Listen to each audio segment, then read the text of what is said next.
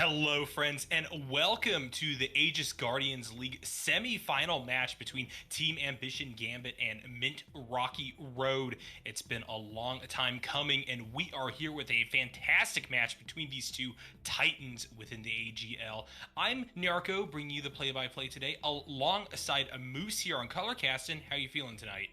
Hey, I'm feeling pretty good. It's a phenomenal end, or reaching the conclusion of the Aegis Guardians League Winter Split 2022, and it is the opportunity for us to get one of our two final, semifinals matches coming into today's bracket. Gonna be a ton of fun.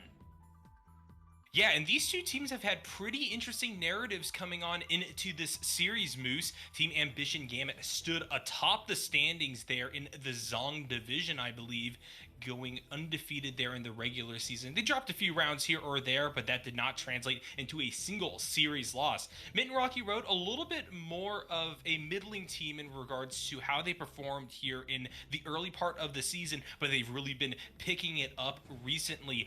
3-0 Clown Gaming Gotham here to make it to the semifinals. They're looking to continue that streak.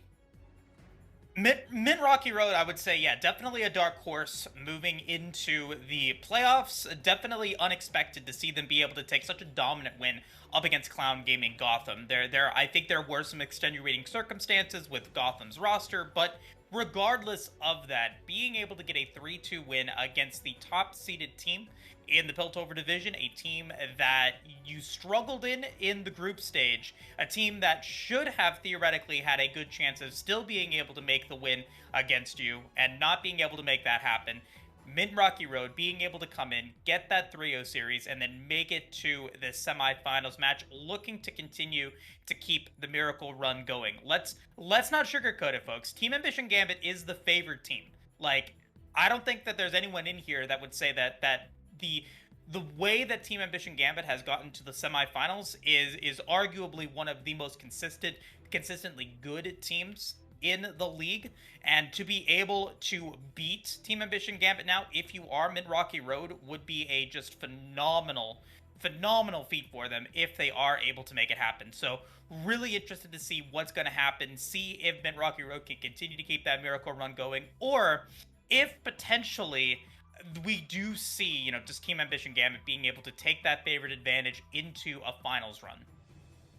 Yeah, and Team Ambition Gambit, they've also met up against Mint Rocky Road here in that gauntlet that rounded out the regular season. In fact, their matchup against Mint Rocky Road was the final series that they had before we moved here into the playoffs, and they won 2-0. So Mint Rocky Road definitely has quite the road ahead of them. It's going to be very difficult to come back from that. Team Ambition Gambit has a little bit of experience against this roster, and they've proven that they have what it takes to go up in pretty spectacular fashion. So hopefully we're going to see some adjustments from the red team here as we move on into draft very soon.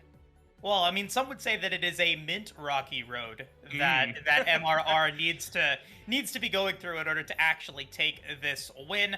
You've got to be able to deal with the likes of Caxi in the jungle, the best rated player in the Team Gambit squad, definitely a facilitator for the side of Team Ambition Gambit, looking to be able to use that effectively to take them into a pretty good win. Looking to see, whether or not they can actually make it continue to keep that impact going here in the semifinals. Now, this is one of two semifinals match. I do want to just very quickly shout out the other matchup that we're going to see: Imperial Gaming versus oh my god, the name is escaping me. Let me pull that up. Imperial Gaming versus Oasis Dream. There we go. It's Oasis Dream. How could I forget Oasis Dream? But yeah, that's the other semifinals matchup coming in. Whoever wins that series is also going to go into the grand finals. There is no third place match, so you have to win here in order to have a chance to be able to actually make some money here in this in the Aegis Guardians League. So definitely looking to see both these teams pull out all the stops. Really looking to see what Caxi is going to be able to do in the jungle and see how many bans they are able to move into this first draft, as it does look like we have begun. Yeah, Caxi has been playing a pretty diverse set of junglers, but all of them are meta and all of them are scary Moose. But first things first, Team Ambition Gambit going to be starting off the bans, knocking that Kog'Maw away from Animantis. And so, looking to maybe be able to make sure that Trux and Adam, the bot lane for Team Ambition Gambit, does have a little bit of a better time. Wanting to, of course, be able to use Caxi to be able to facilitate where they can actually get some carries going. Yoi, though, I'm also looking for Yoi as well, playing some of these very high impact carry top laners, the Gangplank, the Fiora, the Wukong even. That could potentially be something that they are able to bring to the table moving into this draft. We'll have to see if they can actually be able to continue to keep that going, as we do. I don't know if there's a this could actually be a emergency ban, or not emergency ban, but emergency fill from Slitork for the side of Min Rocky Road, which is why they didn't get that first ban here. So I'm curious to see if that is actually the case. Yeah, it could be a little confusion with the draft client, or it could in fact be one of those subs coming through. Slitork has played with Animantis there in the past. They were there for the round against Clown Gaming Gotham, and I think that actually kind of ties into what we're seeing coming through for Team Ambition Gambit. Ban-wise so far, they're knocking out some of these very hyper carry style ADCs. And Slitork has been playing a lot of Lulu and a lot of Enchantress to kind of bolster the strengths of these types of champions here. So knocking out the Kog'Maw makes a lot of sense to start things off. And they are going to hover and ban away a jungler to wrap up their third knockout of this first pick phase. It will be the Viego gone. Okay, yeah, I am just getting confirmation that it is 2. They did lose 2 bans. Their jungler, Thunder McBusters, is an emergency sub, so that is why we're not seeing them have those available in this first game. It does, give a little bit more freedom for Team Ambition Gambit to kind of build out a roster that can, facilitate whatever they want to go for really effectively, and they're going to pick up that Corki first. Carried by Jungler does have some games on it with the Corki in the AGL. It's not a team that he played up against Mint Rocky Road in their play-ins battle, but it is a champion that he does have experience with. Everyone knows the power of a late-game Corki, even a mid-game Corki if they get fed. So really looking to see if Team Ambition Gambit is going to be able to do that and keep that going. Alistair hovered for Adam. This was a champion that he played exclusively against Met Rocky Road in that play-ins, something that he has a lot of comfort with, I think, up against this particular team. And hovering it now could tell me that they do want to be going for that again, having that really good front line, having the ability to be able to disrupt plays in the bottom lane, and even more disruption coming through. The Poppy! We've got a Yordles comp coming in here.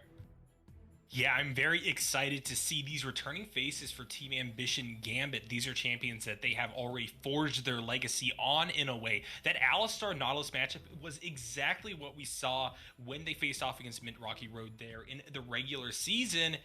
But maybe we're going to see a little bit of a mix-up as the Yasuo comes through.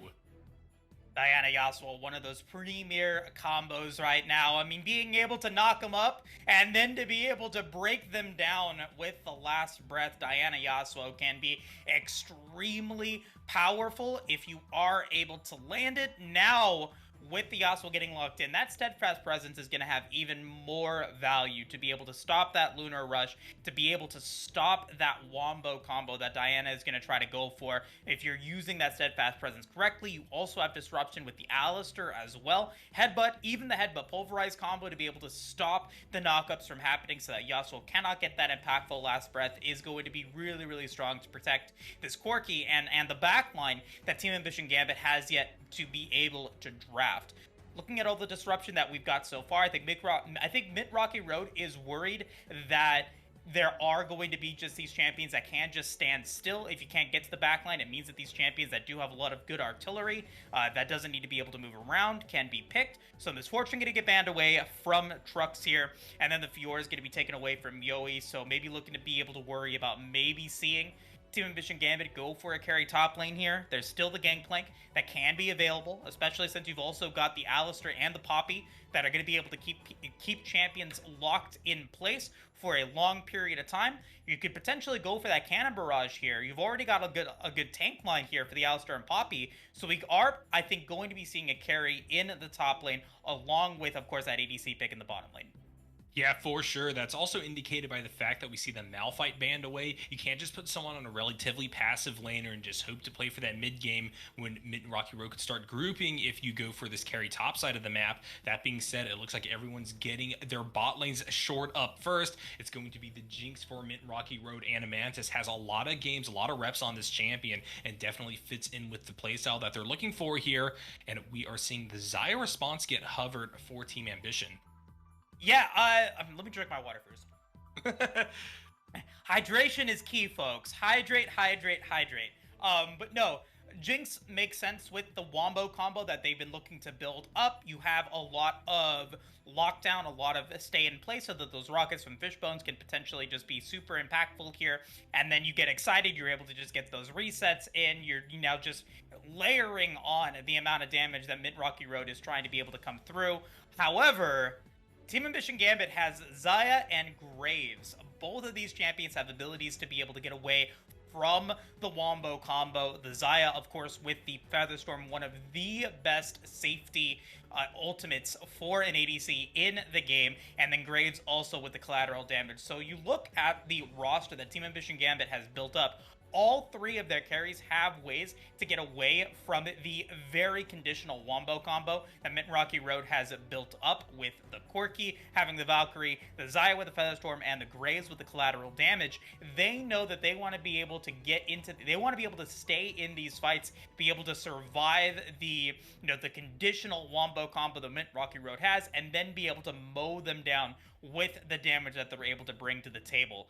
Mid Rocky Road, however, picking up that Garen, just basically a big meat stick in the top lane to be able to give a little bit more front line, doesn't really help the Yasuo or the Jinx, rather than just being able to make sure that they can actually, target the Garen rather than the Jinx. He doesn't provide any peel. He doesn't really provide much, in terms of defense for the carries. More just trying to be there in the front line, deny potentially the carries from Team Ambition Gambit, or even the Alistar, from being able to get to that backline himself.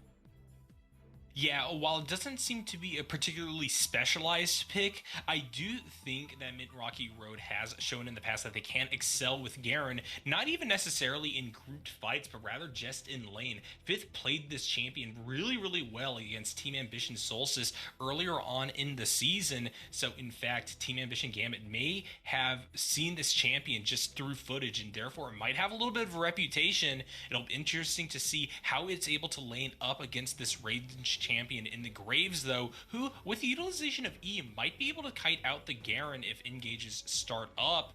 So positioning is going to be a must, and really good fundamentals will have to be demonstrated if they want to come out of this one with the lead. Laning phase probably going to be extremely important, like you said. I mean, being able to get into the lead is going to be, I think, really impactful here for both teams, especially since you are playing a potential carry in the top lane with the Graves. I'm curious to see, though, how really this Garen is going to be played in. I don't know if I want to say that Mid Rocky Road kind of got outdrafted here, but it definitely feels like the Garen isn't as synergistic with the rest of the squad. You do have the execute of the Divine Judgment to be able to come in, be able to, pick up that that carry that is maybe a little bit weaker, be able to just give them that extra push so that they can get that reset in. But if you're playing him for the split pushing that Garen can provide, it does feel a little weird. It does feel a little like, you try to be able to build something so you do have a little bit of an insurance policy as you move into the mid to the late game. If he doesn't get tanky enough because of his performance in the top lane, then it could be a little bit tough for Mid Rocky Road to be able to capitalize on what Garen can provide. Doesn't mean that he won't be, impactful, but I think his impact is somewhat limited in comparison to what Xayah or Graves can bring to the table. Oh yeah, I totally agree. I think that this just must be one of Fifth's comfort picks, and therefore we'll see if that lack of utility will be made up for by just pure comfort and ability to play this champion to its fullest here. But yeah, across the board, I really do like what Team Ambition Gambit is bringing to the table. This Alistar has proven itself very worthy to go up against Slytor's Nautilus in the past, and I think that it just is going to be a fantastic Pule tool if we see Mint Rocky Road get a positioning advantage. But also, he just works as great engage if it is the case that Team Ambition Gambit has a little bit more priority, especially in grouped fights. Getting a bunch of these characters knocked up and allowing for secondary follow-up, either in the means of a Corki package or Zaya just being able to drop down some feathers and drag them right back to get the route to follow. It's all going to be really, really powerful, and it's going to be up to Mint Rocky Road to just respond well and be intelligent about how they want to approach these fights. I mean, it is. It is a rematch. It is really a rematch to what we saw in Play-ins Week 2 from 2 weeks ago. Mint Rocky Road getting 0-2'd against Team Ambition Gambit with a similar style composition that Gambit has built here. You've got a scaling mid laner in the Corki that Team Ambition Gambit, have played before. You had the Ziggs, the Victor in their first play-in battle that they come through. You also had a carry top laner in the Gangplank or the Fiora that Team Ambition Gambit played up against a tank from 5th, whether that be the Mordekaiser or the Shen.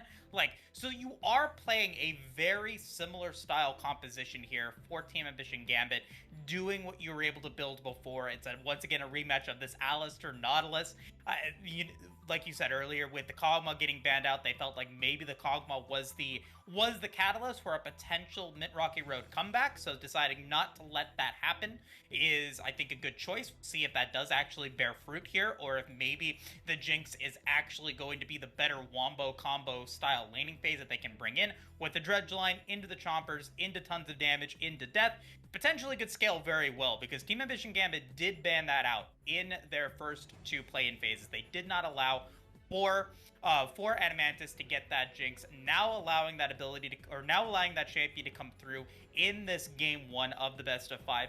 Could potentially be a little bit of a limit test here to see, can Team Ambition Gambit actually beat out Mint Rocky Road with the Jinx being available? If not, then it does need to get banned out. We got to worry about maybe having both the Jhin, or not the Jhin, but the Kog'Maw and the Jinx getting banned away in game 2. But if Team Ambition Gambit is able to win game 1 with the Jinx available for Adamantis, I think that this definitely bodes very well for their chances to be able to win this series. Yeah, and if we will see Team Ambition Gambit return back to the blue side in game number 2, we could just see a pivot to where they want to grab this champion as well. Trux has played it in the past and done plenty well on it, so I imagine that this is going to be something that is continuously contested. It's going to probably have a very high presence here throughout the series, regardless how these games go, so that's something I'm really excited for. I really do enjoy seeing a Jinx pop off. The fact that they're able to chain those kills together with Get Excited just makes her a joy to watch, especially with players that are super comfortable on her with her abilities. Adamantis, Trux, both definitely in that category for me. Overall, though, as I kind of sit back and look at this draft, though, Moose, I kind of can't help but go back to what you were saying earlier, and I just look at how Mint Rocky Road has drafted this comp, and I would imagine that a lot of this is forward thinking. A lot of this was preparing for Team Ambition Gambit banning out some of their big champions, but then if that mentality holds true, why the Garen here at the end? I can understand that they go for the Nautilus over going for something more enchantery because the Kog'Maw's ban away. You go for the Diana in order to help Wombo combo with the Yasuo pick. But yeah, it really is going to be a test for 5th here on the top side. Well, I think it's because Garen can have a good time up against Graves. I mean, we'll see it in the laning phase. The fact that he is able to regen his health, he does have good resistances. So, Garen likes to be able to go in, weave in his auto attacks with his abilities, be able to use his shotgun to be able to get that little bit of damage in, then go back, reload, and then go back in with that extra damage. 5th can back off, get some health regen, get some resistances with his W to be able to go in for those traits. And so then once he is able to spin to win, it gets Yowie down to a little bit of a lower health and can go in for the execute and finish the job.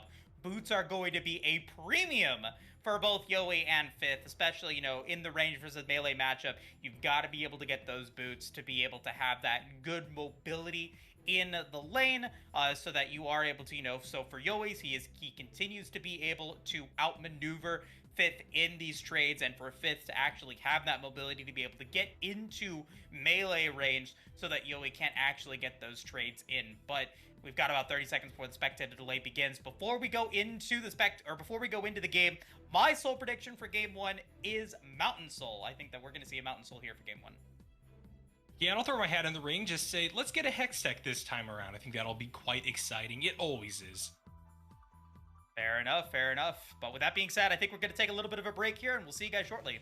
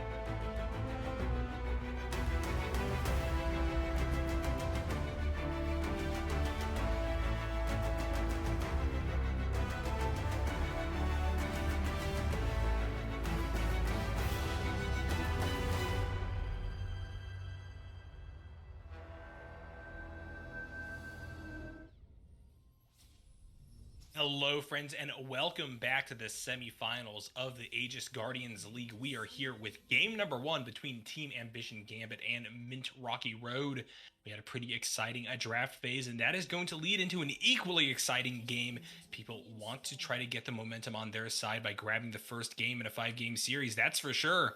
Moose, what do you want to see out of the first few moments?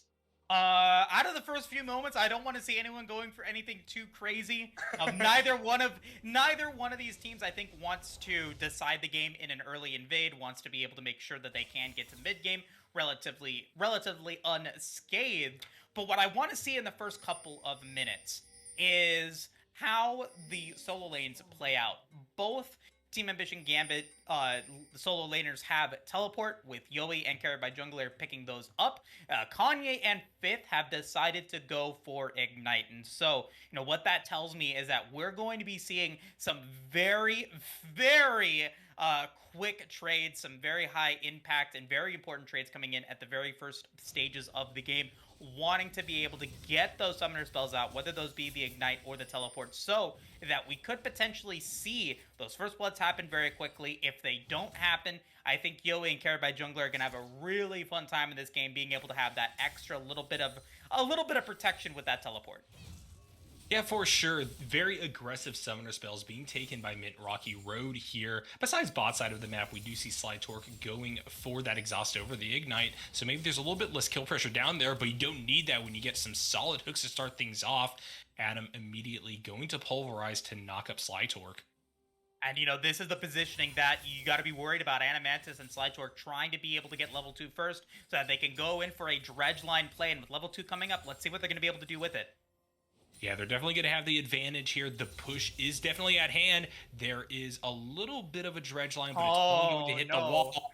Oh, and Adam with the disrespect. He's grabbing that cowbell. Hey, we need more cowbell here. The zap lands, but that's not what you need. You want that dredge line to come through.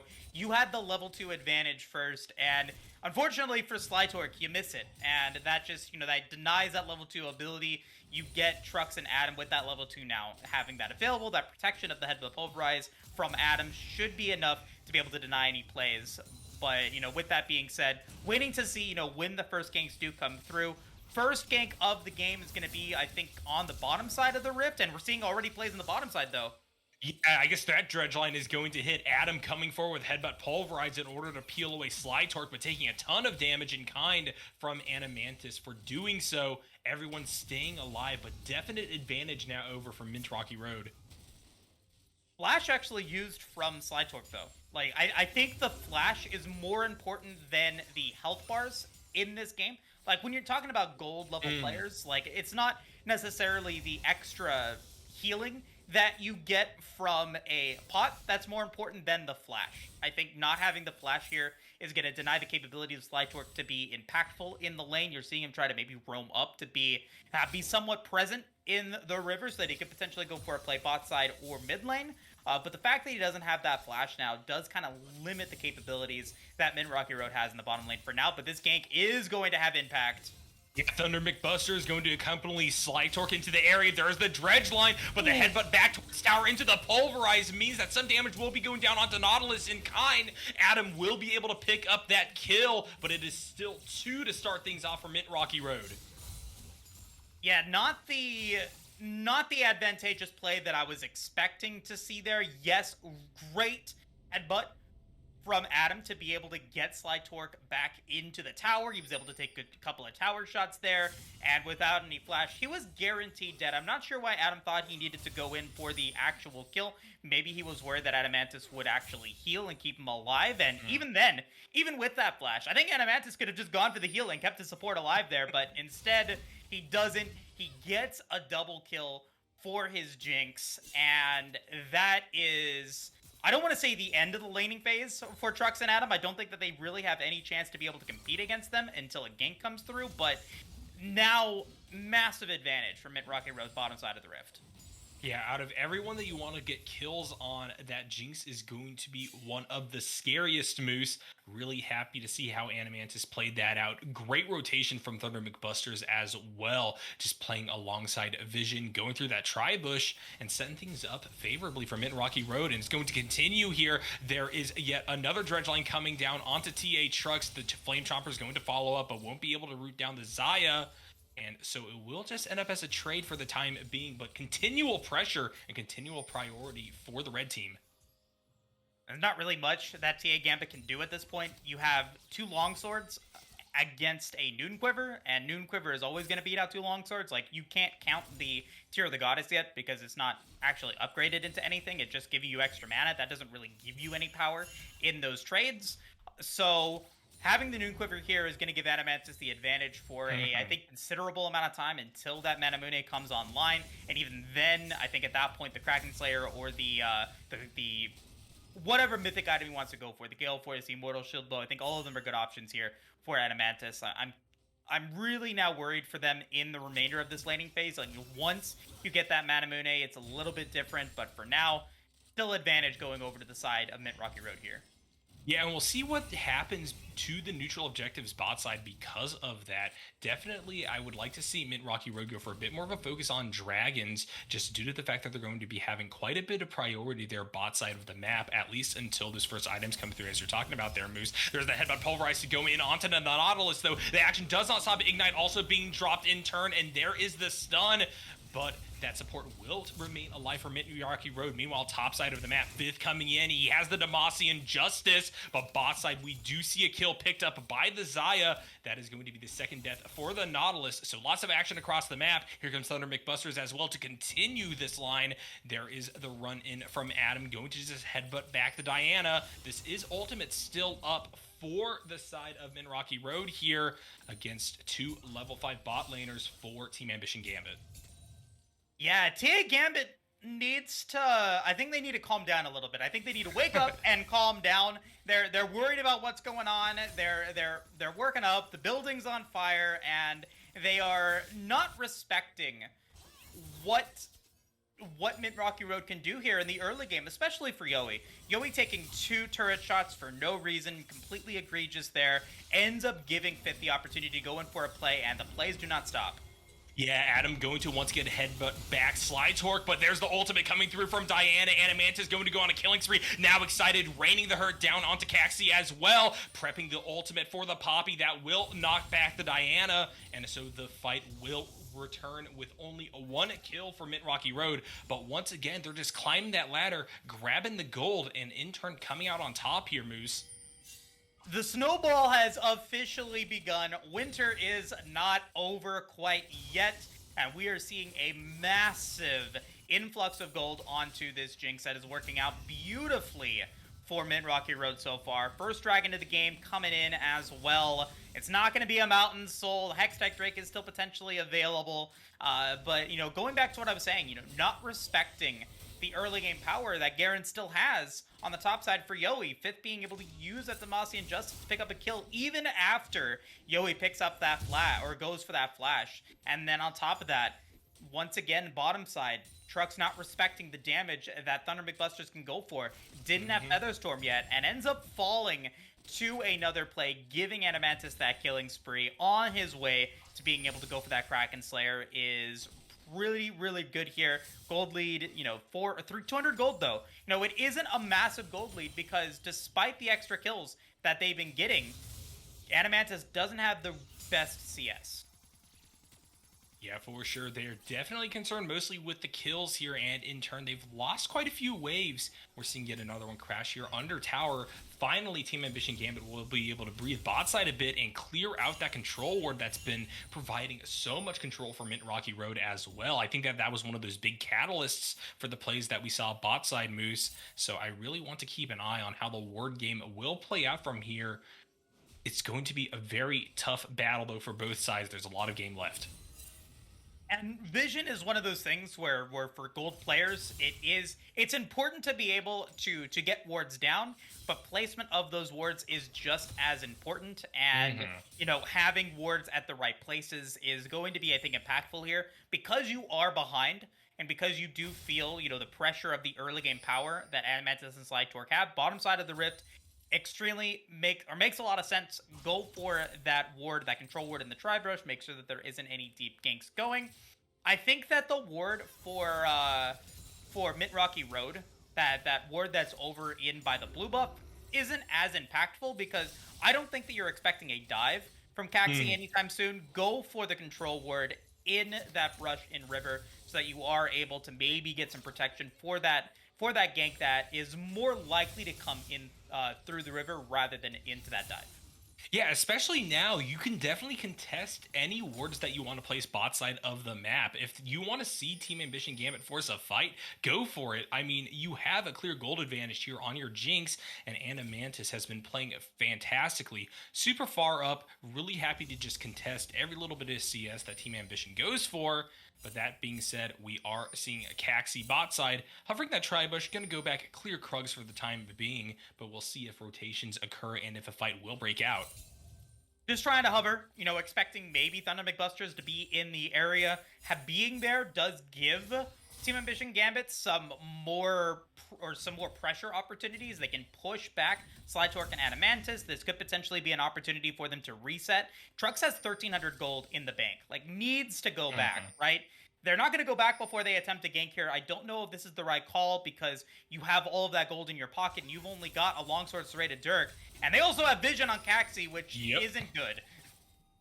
Yeah, a really solid vision by Mint Rocky Road. That control's helping a ton here. They're able to just play a little bit back, and all the while, Poppy now wasting bot side time, just trying to find a way in against what is a clear set of wards. So we'll see what happens from here on out. But Team Ambition Gambit, they are staying pretty even in gold for the time being. But right now, the momentum just all feels on red side. Smart move, though, from TA Gambit, recognizing that they can't really go for that fight. Trux has a lot of gold. Yowie, though, in trouble. Yeah, collateral damage going to come out and help push him back towards tower here. He's going to remain at about a third of health, but that's a scary place to be. Garen just kind of spins on you, has that ultimate up and ready, so the execute can be coming if you miss position once more. Play to steel caps. I mean, that's why having the mobility is there. Fifth flashing forward. Demacian Justice. Yeah, and we will see a nice set of return shots. Yo, we got a flash forward in turn as well. Fifth getting a bit greedy right there in the solo bolo. Will even things out topside for Team Ambition. Way overconfident there from Fifth, trying to go for it. I appreciate the opportunity. I appreciate, going in for the flash, thinking that he had the execute damage, but not paying attention to actually how much health Yowie had is going to result in him falling, not being able to get that execute and giving that extra money back up over to Yowie, evening out that lane, and actually giving Yowie a little bit of an advantage because he was able to push forward, and without any teleport for Fifth, he means he's losing a massive wave topside. A big risk for very minimal reward ends up resulting in disaster for this top laner from Rocky Road. Yeah, and while those plated steel caps that you're pointing out, Moose, are really nice to have, doesn't change the fact you aren't doing damage with that item. Bot side, though, here is the headbutt pulverized down onto Slytorque, who's going to be forced to flash back towards tower. Will immediately dredge line back in, though, trying to get some CC down onto Adam. All the while, though, carried by Jungler, raining the hurt on the Nautilus, and that will be a kill picked up for Team Ambition Gambit. They got a little bit of priority. They're going to move into River and maybe try to contest this dragon. Gotta be careful, though. Package is down for Carried by Jungler. Wanted to drop it to try to make sure that that Blast Cone is coming in. And there's the last breath. It's the combo to start things off. Super Mega Death Rocket used as well. Kanye is going to be able to kill TA Trucks. Caxi is going to be set running for the hills. Is getting chased down by the Yasuo in turn, though. Carried by Jungler and Adam now split from this one champion. Thunder McBusters, though, in a little bit of trouble. Headbutt Pulverize is going to lead to the Diana falling. But Anamantis is a monster right now, raining the rockets down. There's the zap. One more hit's going to do it for the Corki. Fifth, meanwhile, has been chased all the way down river and is going to meet up with the AD carry here in the mid lane. Yowie just going to be sitting in bush. I mean, this is a mess. Yeah, and the fight's still going to continue as Caxi wants to try to come back in and try to contest against this Drake. That being said, with the top laner in the area and the fact that you're at such low health, this may be a tough call for the Poppy. There is the ultimate from Nautilus also being utilized here, but Slytorque too far forward will get punished. There's Poppy ultimate being used to knock away Fifth as well, and they may try to wrap around, but their health once again so low. Blue team, though, going to pick it up with the collateral damage. Mountain Drake goes down to their side, evening up that score, and the fight will just continue here as the Nautilus is dead, but so is the Graves. Fifth running through into the mid lane. Adam just going to walk back towards tower. Everything finally going to calm down. A mess, as you said, Moose. Yeah, not the most coordinated plays coming in from both sides. First, good start there from Team Ambition Gambit, getting the kill on to Slytorque, giving them the 4v3 advantage for the time being. Package getting dropped onto the side of the, that walkway, that choke point, to be able to deny Thunder McBusters and Kanye from going through it, but they didn't account for the Blast Cone. Thunder McBusters being able to go right in, goes in with the Lunar Rush, gets the Moonfall onto Trucks, who is the most impactful member of that squad, and then Kanye being able to come in, gets the last breath, finishes the job there, but then they overstay their welcome. Team Ambition Gambit is then able to fight back, ends up taking down Slytorque, ends up taking down, Slytorque again, ends up taking down another Thunder McBusters, and ends up just resulting in a big mess. Yes, the dragon gets taken, but a lot of kills for both sides. Giving those kills, some of those kills over to Carried by Jungler is phenomenal. You're able to snowball this Corki, which is potentially going to be your win condition at the 30 minutes, but you also give kills over to Anamantis, and maybe Yoey's going to fall now as well. Yeah, we're seeing the gank come through. Thunder McBusters just going to dash on in, lock down the Graves, and get another kill secured for the Garen. Things are once again looking up for Mint Rocky Road. They're trying to recover as best they could after losing that early dragon. That being said, the invade, though, is going to get contested here by Carried by Jungler and Caxi. That's still going to be blue buff for the red side, though. Wow, what poke! That was a good amount of damage there from Carried by Jungler. Yes, it doesn't result in any kills, but that's the poke damage that Carried by Jungler is looking to be able to get to kind of melt some of the some of the health that Mint Rocky Road has for their front line, and then be able to finish the job thanks to Trucks and Yoey. So looking to see if they're able to do that in a more impactful situation, or more impactful part of the game. With that being said, though, it is a 1,000 gold lead, which is resulting because of those extra kills that they are able to get. Fifth not respecting the wombo combo damage that Spin to Win Moonfall is going to be able to do from Thunder McBusters, and Fifth gives another kill over to Fifth. He's now 2-1-0, has that Stride Breaker to go up against the Eclipse that Yoey has. Still a very even topside game. Yeah, Yowie on that Eclipse is able to output quite a bit of damage here, but it will not stop you from getting spinned on 5th, going to trade back in kind. But that range advantage is giving Yowie quite a bit of breathing room. He's able to trade back quite well once Garen's onslaught ends there. And so things are going to hover, as you said, relatively at parity. Meanwhile, bot side of the map, Caxi once again waiting in the wings, looking for a time to go in. Carried by Jungler, also wants a bit of this action. There's the run forward from Adam. He will get the knock up, and already Jinx is going super low, and the pop-up from Caxi is not going to help either, as we will see Thunder McBusters fall as well as Animantis, and now Slytorque is going to have to use the dredge line to get back towards tower. Kanye in the area, but it is just simply to help defend this Nautilus and defend this tower, but it is still a 4v2 at the end of the day. Adam, walking real far forward here, knows that one misposition can mean more damage being dropped by Team Ambition Gambit. There is the tower getting knocked down first by the blue squad, and they will peel off right after that. A successful play all told. That's what Team Ambition Gambit wanted to do 3 minutes ago when they tried to go for that Mountain Drake. They wanted to be able to pick it up here. Yowie is just getting bullied by 5th. At this point in the game, is getting hit by those Demacian Justices and not respecting the damage that 5th had. But let's go back to that play that Caxi and the rest of Team Ambition Gambit were able to go for. You deny the Great Moonfall because Caxi was there to be able to make sure that Heroic Charge gets Dynamic Busters away from trucks. Featherstorm, beautifully used to be able to keep him safe, will be able to make sure that Thunder McBusters and Adamantis fall down, and once they do that, Kanye and Slytorque don't have the damage to be able to get through carried by Jungler and Truck. So, nicely done from Team Ambition Gambit. That's exactly what you wanted in that last play. That's exactly what you need to do every single team fight. Just get down Thunder McBusters, get down, Adamantis, and at that point, the Yasuo isn't going to be able to, 1v5 at this point in the game. So just be able to just continue to get down that front line, and you'll be just fine. And while 5th is getting a huge push down top side and Rift Herald is getting dropped mid by Mint Rocky Road, we will see Team Ambition Gambit pick up that second dragon for themselves.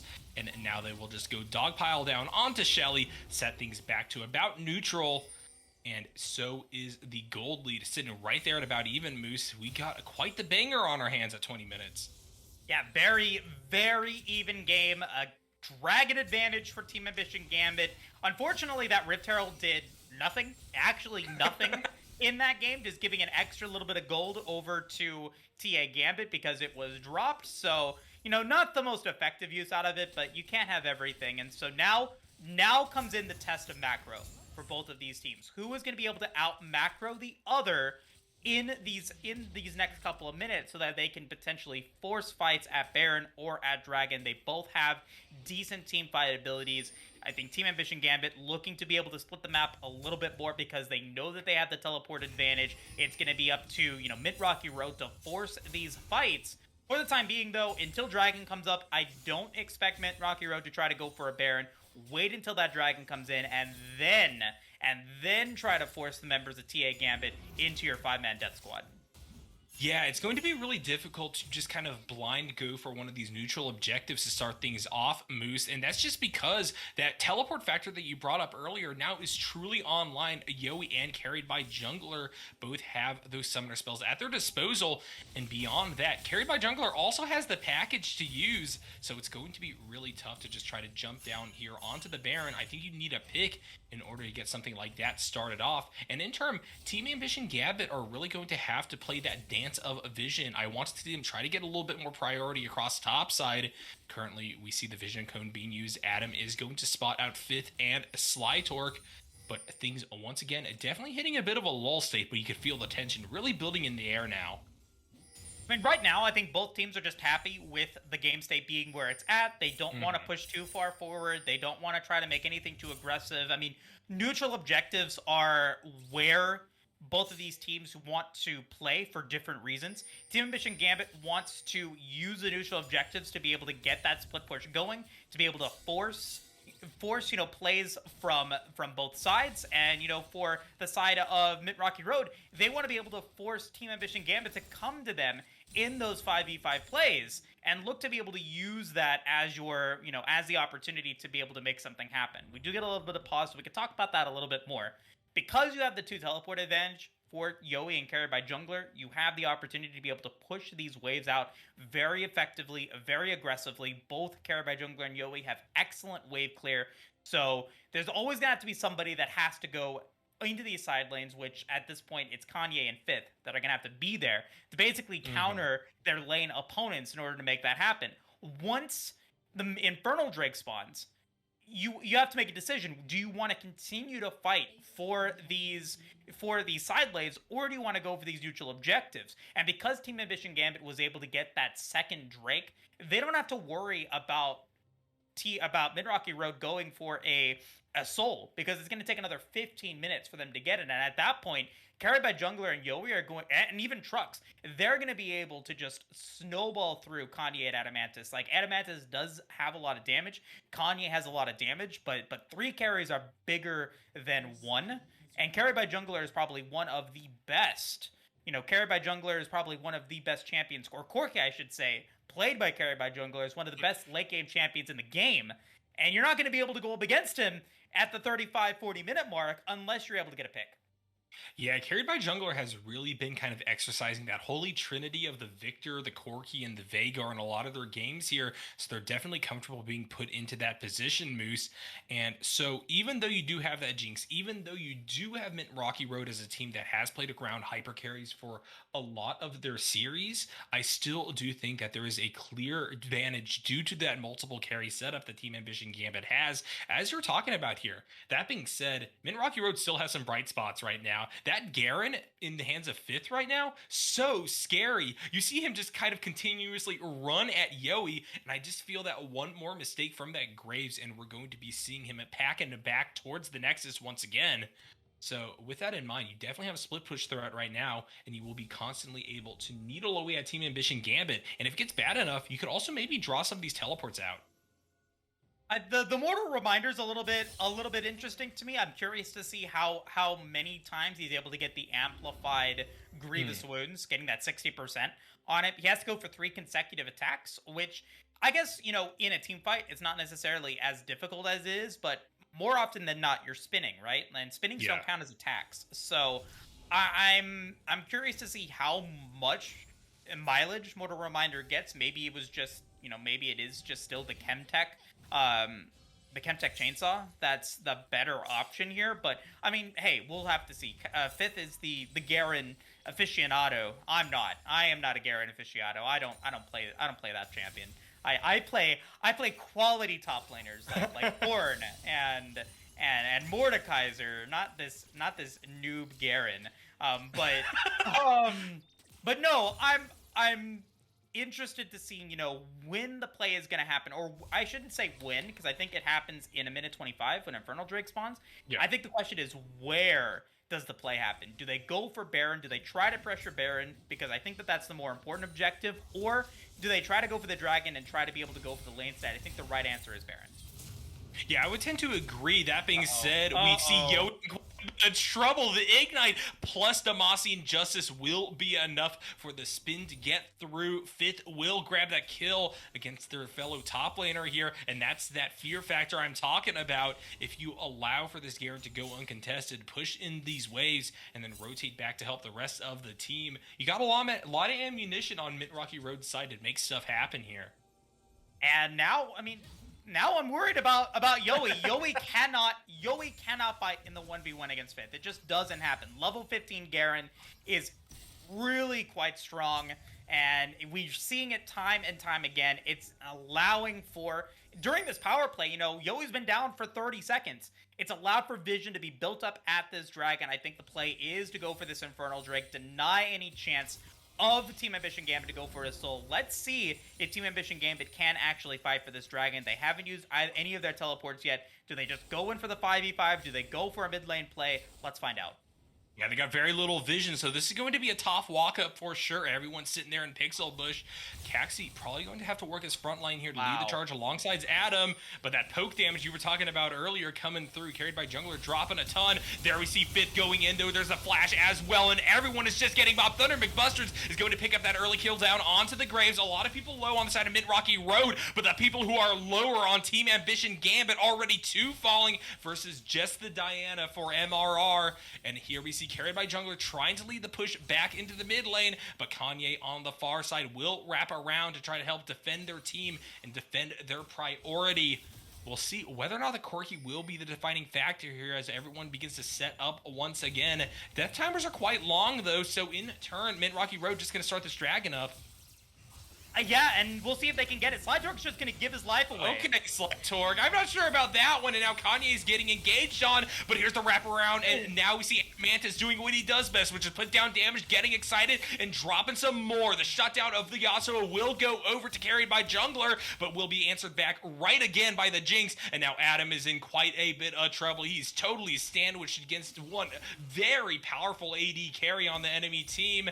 The Bull will be fooled here. That being said, Animantis may just decide to not give chase anymore. I wouldn't. I mean, the damage by carry by Jungler was very, very strong, and I think you saw the value of both teams really capitalized upon that here. At the beginning of that fight, carry by Jungler able to get a little bit of poke, which is exactly what he needs to do. He just didn't get enough poke at the very early stages of that team fight to be able to, take down Thunder McBusters and Kanye quickly enough. But then at the other end, the tail end of that fight, carried by Jungler being so healthy, able to take down and end up being 4-1 and 4 now is really, really strong. Very strong kill participation. If Team Ambition Gambit is able to get more poke at the early stages of the game to be able to make sure that Kanye, Thunder McBusters, and Slytorg just die immediately, it's a much different team fight for Team Ambition Gambit. Yeah, Adam almost caught out right there against Slytorg. A well-pushed dredge line will continue to CC down this Alistar, but Kanye is just kind of waiting on the periphery. He realizes that overextension might start up another fight, especially with trucks in the area alongside Caxi. So once again, a lull state will be had, and I'm looking forward to seeing everyone just kind of jockey for position around that Baron. I don't know. I think that Mid Rocky Road is playing a dangerous game by not capitalizing on their advantage. The longer that the game goes on, the more powerful carry by Jungler becomes. He's very close to hitting that level 16 power spike, and I don't know if at that point Team Ambition Gambit is going to be able to be stopped. I think carry by Jungler is just going to be too strong. Yeah, there's definitely a concern to watch out for here. For the time being, though, carried by Jungler is taking that side lane duty, just trying to farm up and get to that power spike as fast as possible. So that's providing a bit of breathing room, at least for the time being. MRR definitely should be pushing their advantage a bit more, as you're talking about here. Fifth, going deep, going to meet up with 3 members of the enemy team, and probably just going to have to spin his way back out of that one. Nice, but there's the sandwich, yeah. And there is Adam now getting caught out by the dredge line. Solid ultimate from Poppy is going to knock back some big carries from Mid Rocky Road, but it does not matter. A 1-for-1 will be the equation at the end of the day. And the fact that more money is going over to Jinx, I think, is what you have to worry about here. Yeah, 8-1 and 2 for Adamantis, definitely the carry. I think it really, at this point, it's Adamantis versus carried by Jungler is the fight that we're trying to go for. I think, if either one of them falls in the team fight just goes to the other team. So, looking to see them be able to continue to stay protected. Who's going to be able to pump out more damage? Yeah, there's a headbutt pulverized to meet right back up with that dredge line, and Cassie's gonna run in and get the kill down onto Slytorg. But that being said, Damascene Justice will be enough to answer back yet again. Symmetrical kills keep coming through here in Moose. Things are looking pretty dicey for both teams. Everything's balancing on the Razor's edge, and I think that the push that will be needed is just going to be the next neutral objective coming up. Right now, everyone's just kind of happy going for these symmetrical trades and playing across the map to try to get some potential vision. I think Fifth trying to be able to go in for a pick and trying to be able to initiate that fight at first. Like, he was the one that started off that engagement that ended up with, basically a 2-for-2. Adam trucks Slide Torque, Thunder McBusters falling just ends up resulting in both teams getting 2 members go down. But look at the power of those big ones. Carry by Jungler just is too scary right now. Nice dodge of the Moonfall here. And is able to poke out with 1 rocket. That's the power of a level 16 Corki, and that's the fear that I'm talking about is, who's going to be able to sustain the poke damage that Carried by Jungler has. If Mint Rocky Road wants to win these team fights, they'd have to initiate extremely quickly and deny Carried by Jungler to get that damage in. Yeah, the more you get softened up by the Corki, the more you just lose percentage points on your play, if you know what I mean here, Moose. It's going to be a really tough one for sure. Mint Rocky Road maybe has a slight advantage right now, especially with Fifth just being as dominant as he is, spinning yet again on to Yowie. There is the smoke screen, but it's not going to be enough, as a flash will be the answer back, and Fifth will be able to get yet another solo kill here. This Graves definitely in a lot of trouble this game. I don't know why he was so far forward with no protection. He had a control ward. He knew that he was in trouble. He knew that the Drake was going to be the target, and now he puts Team Ambition Gambit in a 4v5. A 4v5, Adam going forward here, trying to get to the backline to get some CC down, but everything is so split up right now. Death Charge going to be used on Xayah, who's going to remain on the backline. Carried by Jungler, going to kill Slide Torque, but is now going to have to kite away from a very angry set of players from MRR. Everyone is at relatively high health, and Fifth is going to be leading the charge here. Animant is going unstoppable, going to be able to kill the Alistar. There's the double against Xayah, who will be caught right after Featherstorm comes down. And while the poke damage is quite crazy here from Carried by Jungler, he is going to watch most of his team fall alongside a tower, and the rotation will be had once again by Mint Rocky Road back up into this river. Currently, the Dragon score is a 3-2, but everything is once again hanging on in the balance. MRR might be getting a little bit greedy down there on the bot side of the map, Kanye. I wouldn't imagine it's a good idea to stay that far forward as we see the chase from Caxi. That being said, Fifth also in the area, wants to rotate around to help his comrade there from the mid lane. And Thunder McBusters also in the area. Everyone is playing just a little bit sloppy here, Moose, if I may say. Yeah, Fifth is not posturing forward enough, because the rockets deal splash damage from Carried by Jungler. Even if Fifth is the one that gets targeted and is the one that takes the hit of the damage, that splash damage still goes on to Adamantid, still goes on to Thunder McBusters, still goes on to Kanye. So if you want to be able to keep Kanye and Adamantis alive, Kanye and Adamantis need to be further back so that they don't get hit by that splash damage, because you see how much damage Carried by Jungler is able to drop in a particular fight. And as long as Carried by Jungler is alive, you cannot threaten an end game. You cannot threaten to end the game against him, because he is just too powerful at this point. He is way too dang strong. So as long as Carried by Jungler is able to maintain safe, he should be okay. And now, you've let this Corki get farmed up. You've let this problem fester for far too long if you're Mint Rocky Road. What is going to be the solution here? How are you going to be able to get to him? How are you going to be able to get to this very safe Corki to be able to actually end the game? That's the big question that Mint Rocky Road is going to have to solve if they want to actually complete it. Yeah, and when you look at these tower scores, Caxi might actually be caught out right here. The rockets from Animantis will help to rain down the herd. Fifth ultimately going to pick that one up, and this could, in fact, be one of those game-ending style plays you're talking about, as we will see Trucks kill Slide Torque, but it's still going to be a 2-for-1. Mint Rocky Road going to use this advantage now to rotate over to the Baron and maybe try to find that as their path to victory. They're going to get it, but can they get out of it, though?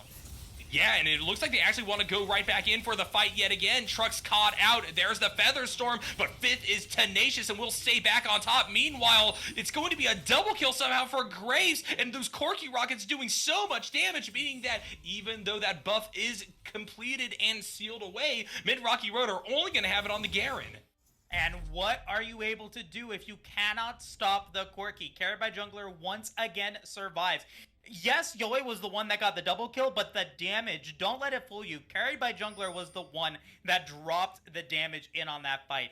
4-item Corki is who is leading the charge here. And once again, the game ends if Carried by Jungler dies.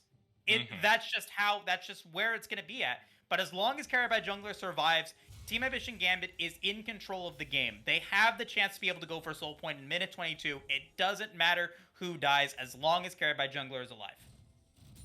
Yeah, that's for sure. And so far, Caribou Jungler has been doing such a fantastic job positioning. He really isn't the person that's easy to pick off from TAG. So many of these other members, are acting basically as a virtual frontline because they understand that the win condition is sitting all on the shoulders of that Corki. And so with that in mind, Mint Rocky Road really going to have to position well and are going to probably have to sit in it for the long haul fight-wise, unless all of a sudden we see this champion just kind of go to the wrong lane or sit on the wrong side of the map. What's been the problem is that the rest of the squad has been getting caught out, so we can't actually get that poke that Carried by Jungler has. He's been the one that has to 100-0. If we can actually get a fight where it is just a traditional 5v5 and Carried by Jungler can just put that poke in, it's a GG situation for TA Gambit. Mint Rocky Road continues to initiate these fights quickly enough to be able to give them the power that they need. Yeah, that poke over the wall right there, that's the kind of positioning you need for Team Ambition Gambit. Corki is just able to kind of sit in these alcoves, sit in these choke points, and hopefully get down enough damage to soften up this team.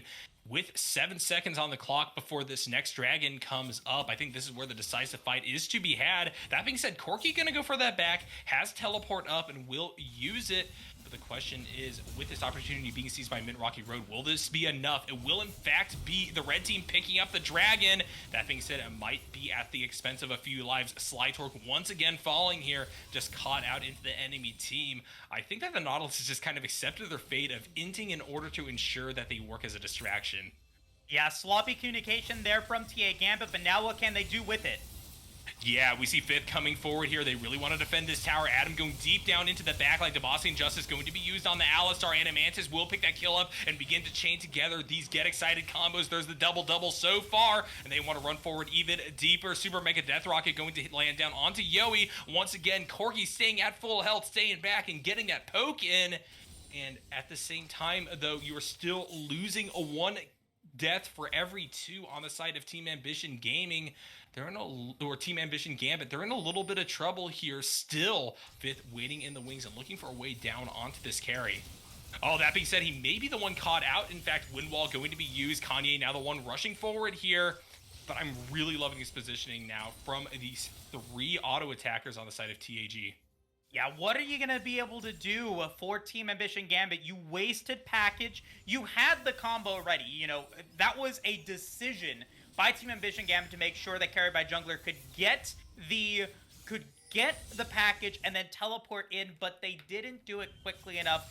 Didn't teleport in the right, or either couldn't teleport into the right position to actually use that package, and it ends up getting wasted. So they try to salvage the situation. They say, okay, we have package threat. We can go in for the inner tower. Adam goes way too far forward. They don't take down the tower quickly enough, and they end up costing the lives of 3 Team Ambition Gambit members. And so once again, this game is saved because of coordination, I think, from TAG not being on point.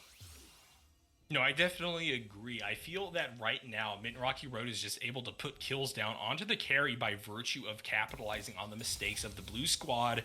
And in turn, this Jinx is still pumping up the damage and grabbing the gold necessary to move on towards full build now. And so with that in mind, this is the power spike that Mint Rocky Road need to utilize to try to really end this game out. I think one decisive fight now, given that we're 38 minutes in and death timers are quite long, could be enough to turn things in favor of one team in a pretty extreme manner, if not just end things outright. I don't know if Kempa Chainsword is the right 5th item for Carry by Jungler. I think he could have just gone for another carry item and focused on making sure that, maybe it was, Yowie that picks it up. But, is it going to be impactful enough as 5th now gets targeted? Yeah, really solid claps here from Team Ambition Gambit, but the Garen so tanky, somehow able to make it out of that one alive, getting over that wall and back into the welcoming arms of the rest of the team. Yeah, and now is it going to be enough? Oh, is Adam. Not having the flash going to be enough here? As he does get targeted, Unbreakable will use. Yeah, and this is going to be Alistar just kiting back with the rest of the team, carried by jungler in the area, is just working as a one-man zoning team, just kind of forcing away the rest of Mint Rocky Road unless they want to go all out for a fight here. Caxi is going to meet up with Yowie in Bush. Everyone is really itching to go for something as a Baron will be up, and that will be the prize claim for any victorious fight. Wow, Sly Torque, the damage being dropped is just crazy from TAG right now. And this is where I think carried by jungler is in such a catch-22. Yoli can't split push because Fifth just shows up and beats him in the 1v1. So there's not really much that he can do. He can't actually teleport in to a fight because he will lose the 1v1 that he plays with Fifth. Carried by jungler can't split push because he's so impactful and he's so important. He has to stay in the mid lane to be able to deny any, potential 5v5 that Mint Rocky Road tries to go for. So Team Ambition Gambit can't actually capitalize on these teleports that they have, which is playing in to Mint Rocky Road's game and favor. As the Baron is now started, Mint Rocky Road is going to be able to take this potentially for free here. Yeah, it's going to be tough to try to collapse down onto this team. Yowie, the first one at the scene, will not be able to seal away that big purple worm, and now it looks like the group fight is to be at hand. Fifth going to be knocked far back from the rest of the team. Caxi going to enter on into the river, maybe going a little bit too deep, is going to get mobbed by the rest of the team. Yowie finally going to rotate into the area, but it's too late. The Poppy goes down. Slide Trucks almost able to hit a dredge line to continue the fight, but right now that is going to be Baron buff and 1 kill up for Mint Rocky Road.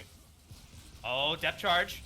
Yeah, there's the depth charge being used. Nice headbutt pulverized into the backline, but it's not going to be enough to answer back into this Garen, who's just going to dash forward, and with the help of Kanye, take out so many members of Team Ambition. Gambit is now only carried by jungler up. This is that equation you were talking about, Moose. The sole defender is the Corki here, and while he does a lot to defend and D-push, I don't know if he can answer against all 5 members of Mint Rocky Road. There is the poke, there is the charge down mid, and now it is 1v5. He needs to get as much damage down as possible, but these Nexus turrets are falling. One more is going to be peeled away, and I think this game is just all over. Mint Rocky Road claiming round number 1 against Team Ambition Gambit. It took 42 minutes, but finally, Team Ambition Gambit was punished for their actions. Despite the best efforts carried by jungler, they weren't actually able to capitalize on their teleports. They went in for fights that they knew that they couldn't win, and they end up getting picked off 1 by 1 and giving Mint Rocky Road a very strong win here in Game 1.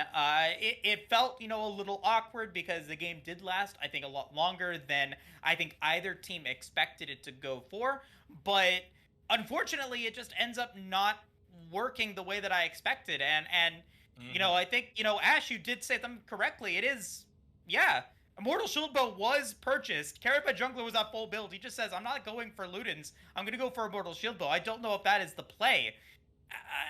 I don't know, I don't know if that's the right call. Regardless, I don't think carried by jungler was the problem. It was the support that carried by jungler needed. They didn't actually get the team fight that they're looking for to be able to capitalize on a fed Corki that was doing everything that they could to make these plays happen. Yeah, I totally agree. It feels like a little bit of overconfidence from various members of Team Ambition Gambit right there that sealed their fate. As you said before, they just picked out some bizarre fights, and Mint Rocky Road just held it together a little bit better and were able to kind of needle away at these weaknesses and cracks that are beginning to form in the armor of TAG. And so with that in mind, the underdogs going up in the first game here and looking to ride that momentum deeper on into the series. We're going to throw it to a quick break, but when we come back, we'll be right in the draft phase between these 2 teams.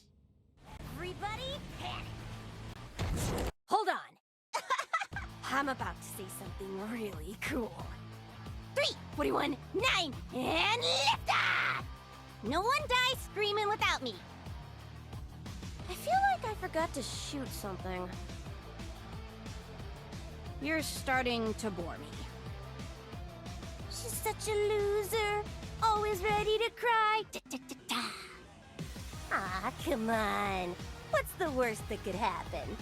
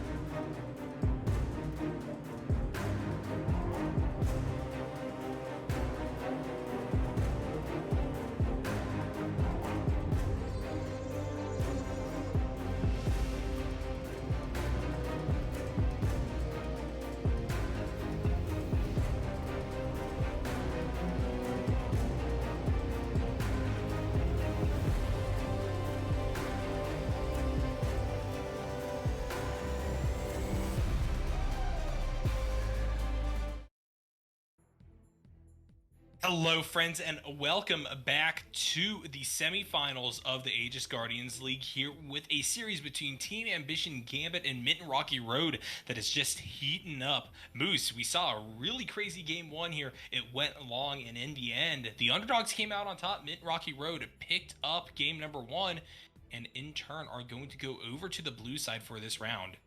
You know, some teams just play better in playoffs, Nyarko. Like, that's just how it is. And for Mint Rocky Road, I mean, their tournament lives have been on the line. And they were fourth place in the group stage. They had to fight their way through the play-ins. They had a chance to potentially be eliminated if they didn't play very well. And so it definitely feels like Mint Rocky Road has done their research. They've looked at the series that they played 2 weeks ago against Team Ambition Gambit and have used the knowledge that they were able to provide to bring themselves a game one win. My hot take is I think that Team Ambition Gambit, like, they lost the game.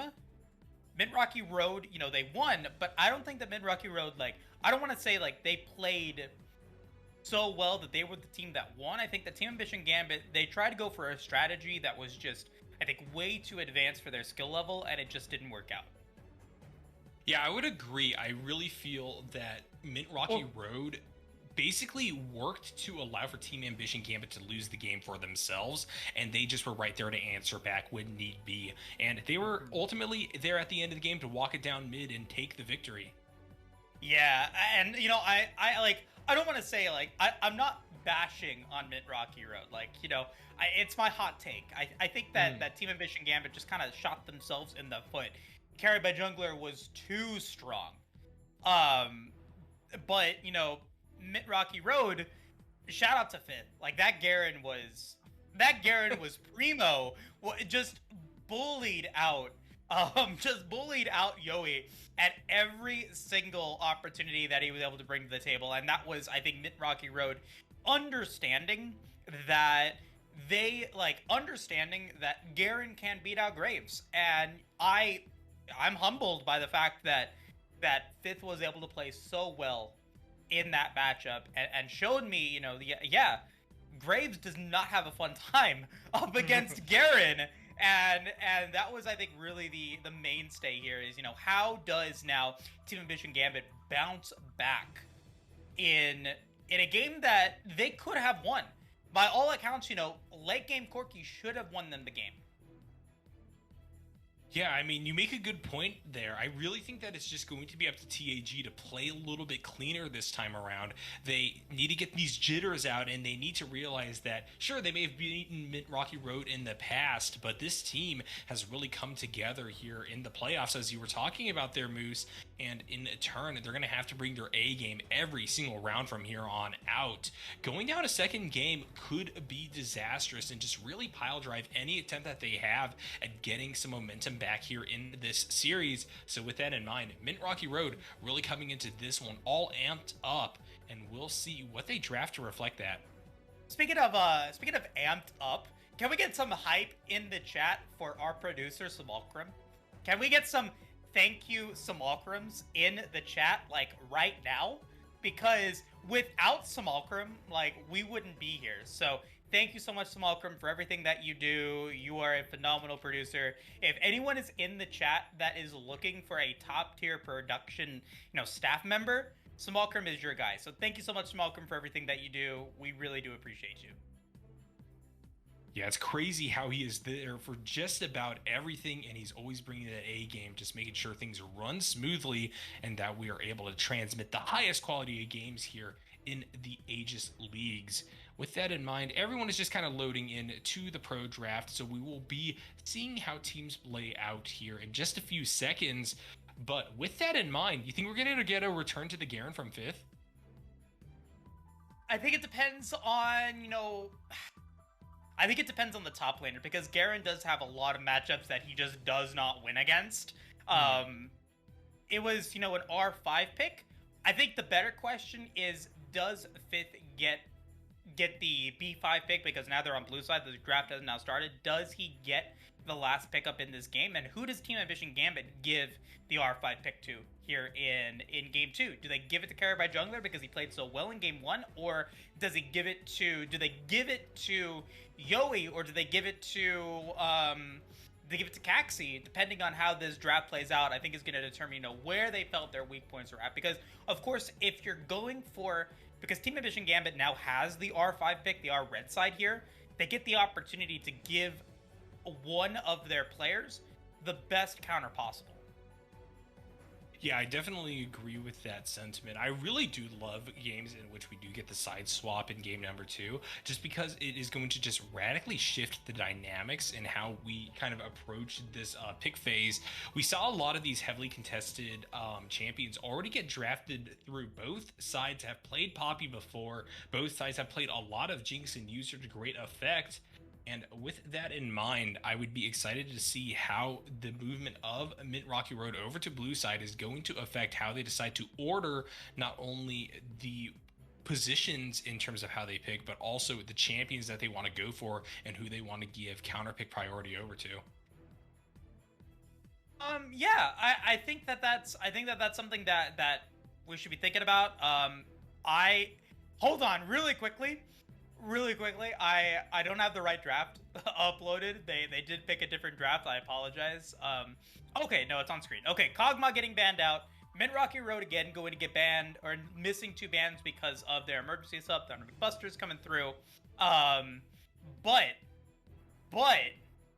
let's take a look at what the other 2 bans are going to be here for Team Ambition Gambit. The Kog'Maw was banned out. The Garen could potentially be a respect ban here to go up against Myth, but I don't know. I don't know what if they are going to actually ban out the Garen. I think they are going to once again target the bottom lane. They're going to once again target Trux and or Adamantis and Slitork, taking out that Senna, taking out that Kog'Maw, trying to be able to make sure that that Trux and Adam have the best lane. But even then, even with all the bans in game 1 against the bottom lane, Trux and Adam still lost that lane. So I want to see Trux and Adam pop off here in game 2. Yeah, I definitely agree with that, and I think that if we are going to see a Garen ban, it's probably going to be in the second round. I guess we'll see how Mint Rocky Road wants to pick here, but given what you were talking about earlier, I would imagine that a blind pick of a Garen without really seeing what TAG goes for in the top lane might be a little bit scary, but here are the familiar faces returning it yet again. Adamantis going to gobble up that Jinx, and it looks like we're going to have that battle of hyper carries come through yet again, as Team Ambition Gambit are going to hover Corki for Carried by Jungler. I am pondering here. What does Team Ambition play? They pick up the Nautilus to go up away from so that they can't actually pair it with the Jinx in game 2. So Slitork does have to pick up something different here. What are other good tanks? Like, we could potentially see a Leona. We could potentially see a Rakan here to go for some more engage. I don't know now, what Mint Rocky Road's play is going to be here in the bottom lane in the support role. But with the Nautilus getting picked up, I want to see something that's a little bit more early game. I think the Xayah was fine, but I think a Lucian or something that's going to give Trux the laning advantage, like a Tristana. I think a Tristana would actually work really well here up against the Jinx and the Leona. The Jinx Leona, go pair the Nautilus with a Tristana here would actually be really strong. No, I definitely agree. Something really aggressive is going to be nice to just kind of shut down Jinx's ability to scale up here.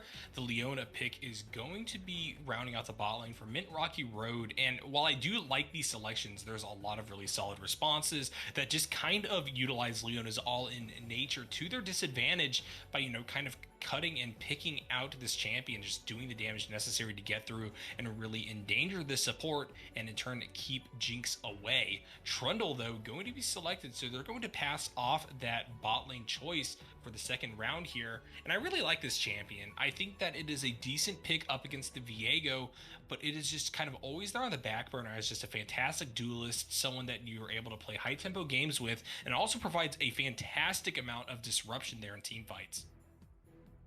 Well, Kanye's gonna get targeted once again. I mean, because Corki was R1 picked. I think, you know, that does make sense.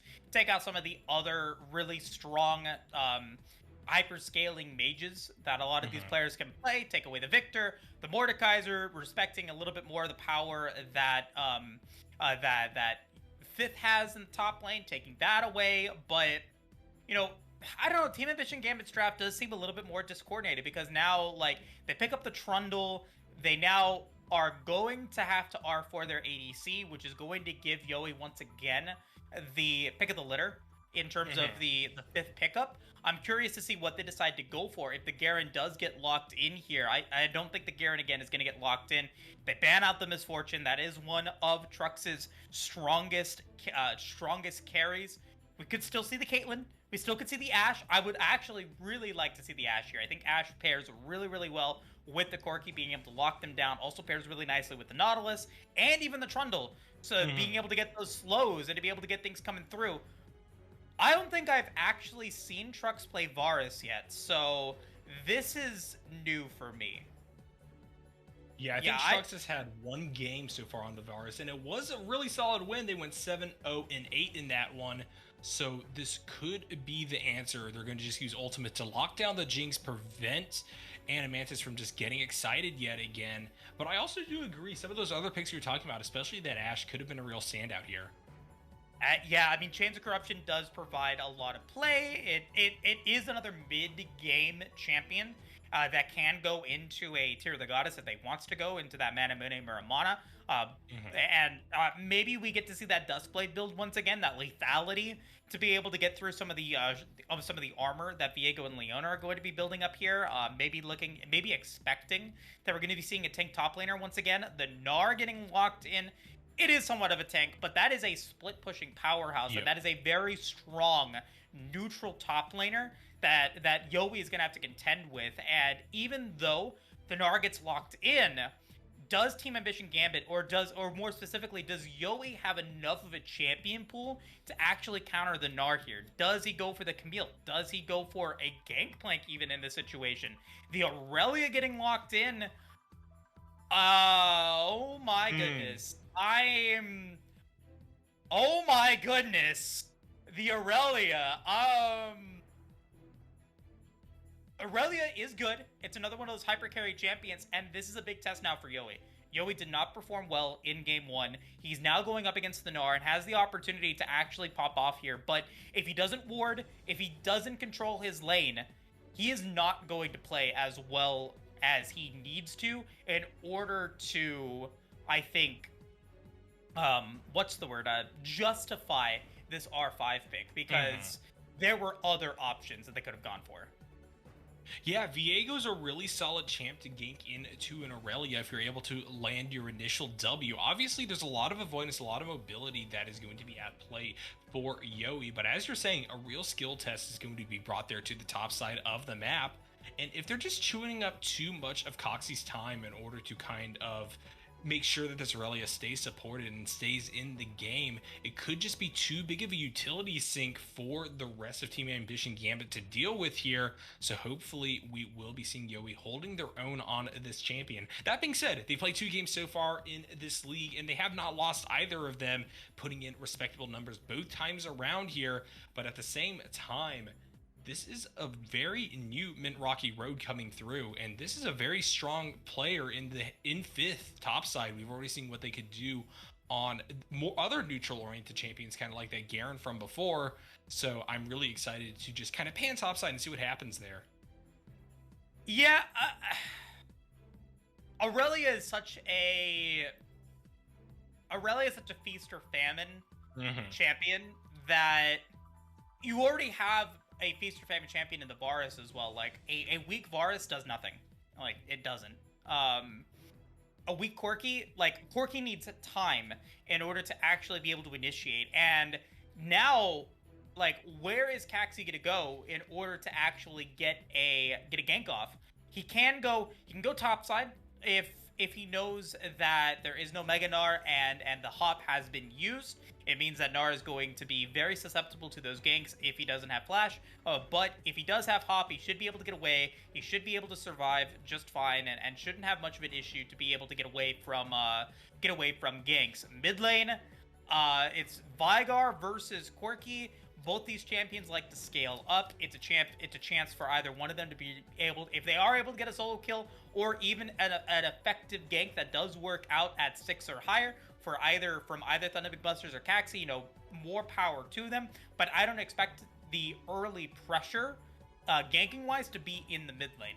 I really expect, especially for Caxi here, that the impact ganks are going to happen bottom side. They need to happen bottom side for Trux and Adam to be able to make sure that they can shut down Adamantis, deny this Jinx the ability to get to hit liftoff, and now giving them the chance to then potentially snowball themselves and deny any chance that Mint Gaming has a winning game too. Yeah, I totally agree with that kind of reading, especially of the early game here, Moose. And I think that one of the advantages that Team Ambition Gambit has with a focus on the bot side is the fact that Nautilus just has a much clearer pathway towards engage, I think, than Mint Rocky Road's bot lane does. Obviously, Leona can Zenith Blade in on to Varus to start things off, but I think that most likely what is going to happen is that we're just going to be seeing constant pressure from the Nautilus, maybe also a little bit of roaming away from that lane just to continue to meet up with Cax and get pressure across the map going there into the mid lane if it is the case that the Vanguard does overextend. But with all that in mind, catching out that Jinx and making sure Adamantis gets shut down early and can't scale like last game, I think, is really going to be a key stepping stone in ensuring that we don't get a repeat of round number 1.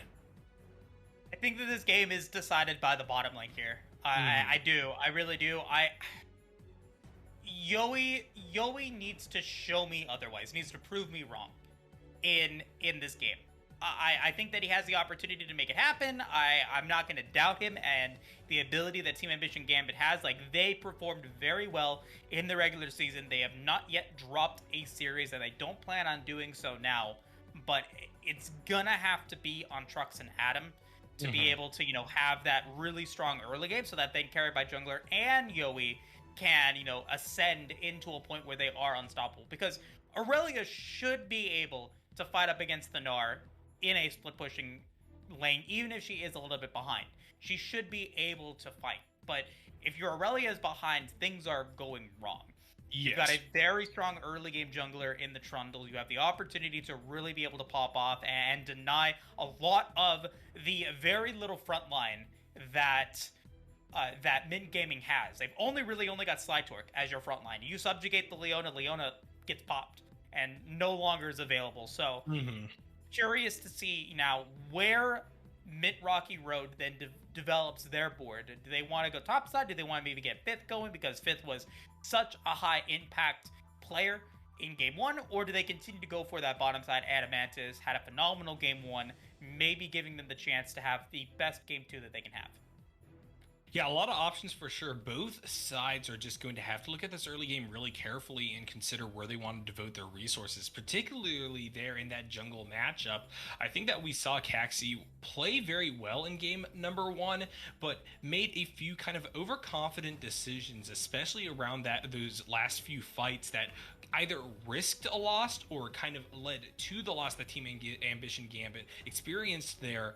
So hopefully they'll just be able to get their laners a little bit further ahead here and kind of avoid that rough shot calling that we saw. Thunder Busters, even though they are an E-sub, we've seen them play in these series before. They got a lot of synergy there with the rest of Mint Rocky Road, and I'm happy to see them kind of pack it up back down onto the Viego once more. This is someone that they've excelled on in the past, and there's a lot of excitement to be had still.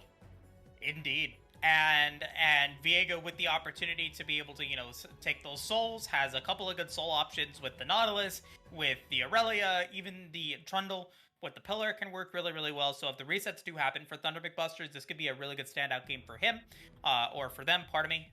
So really excited to see, how both these teams are going to be able to play out. My prediction, I'm going to go back again to the Mountain Soul. It is Earth Day. We've got to see some Earth here in this series. Mountain Soul is going to be the Mountain Soul for game 2. Nice. At least you got a rationale. I kind of just pick out of the hat and whatever it kind of suits my fancy at the time, Moose. I also will say I want an ocean this time around. I just like how the map looks. It's very, very pretty. So with that in mind, and hopefully kind of sticking with the environmental theme for the Earth Day, we're going to throw it to a quick break. And when we return, we will be here with the start of game number 2 between Mint Rocky Road and Team Ambition Gambit here in the Aegis Guardians League.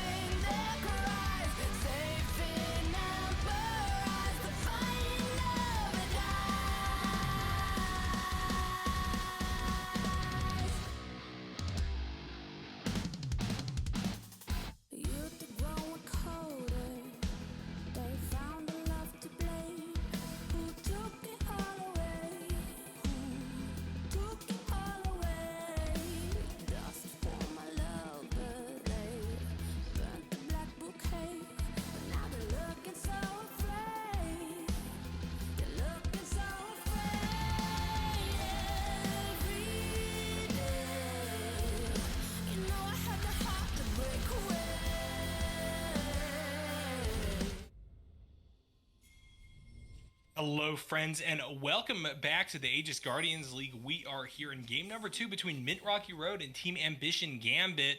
TAG grouping up a little bit, maybe looking to start off with a big play here on the bot side of the river. Yeah, you got Adam this time. Now with the Nautilus, you have the ability to be able to go in for the stun. Well, you had that stun, that pull, that root, whatever that may be. Are they going to be able to do it again? Oh! Yeah, Thunder Big Booster is going to get hit by the dredge line. First blood over to TA Trucks. I'm surprised that worked out there in Moose, but I think Viego was just caught a little bit unawares. I don't know, window shopping, maybe imagining themselves in the Aegis Guardians League finals, but they are not there yet, and it ends up resulting in the best case scenario for Team Ambition Gambit. They get 400 gold in for Trucks. Unfortunately, did not have time to back, so I can't actually use that 400 gold, but the ability to be able to at least get things going is definitely on the right foot here. Yeah, I agree. And this is the second game in which they're just going to start Longsword 3 pots. They're going to be able to take a bit of abuse bot side of the map and once again really shore up for a big first back. Maybe completing one of those more extended items there. One of those legendaries on their way over to the Mythic. We see the dredge line already land down onto Sly Torque, and they're going to be taken to half health by the hail of arrows. This Varus doing work early. Exactly what you need to do, and on top of not only being able to get the hail of arrows, but also being able to go apply those innate grievous wounds while you're in the hail of arrows is definitely, I think, the strongest part about it, because, you know, Adamantis then wouldn't be able to drop the shield. And now will they be able to use the level 2 that they're going to be able to get to maybe get a play going? Adam sure thinks so. There's the dredge line once again going to land down onto Slide Torque. Adamantis just going to drop their heal to make sure the Leota gets out alive. This pressure there from Team Ambition Gambit, a fall cry from what happened in game number 1. I mean, this is exactly what you got to do, and that's why the Nautilus is such a high-tier pick, to be able to get the stun, to be able to get the amount of damage in, to be able to lock down either the support or the ADC, because at this point, both the support and the ADC are worth the same amount of gold.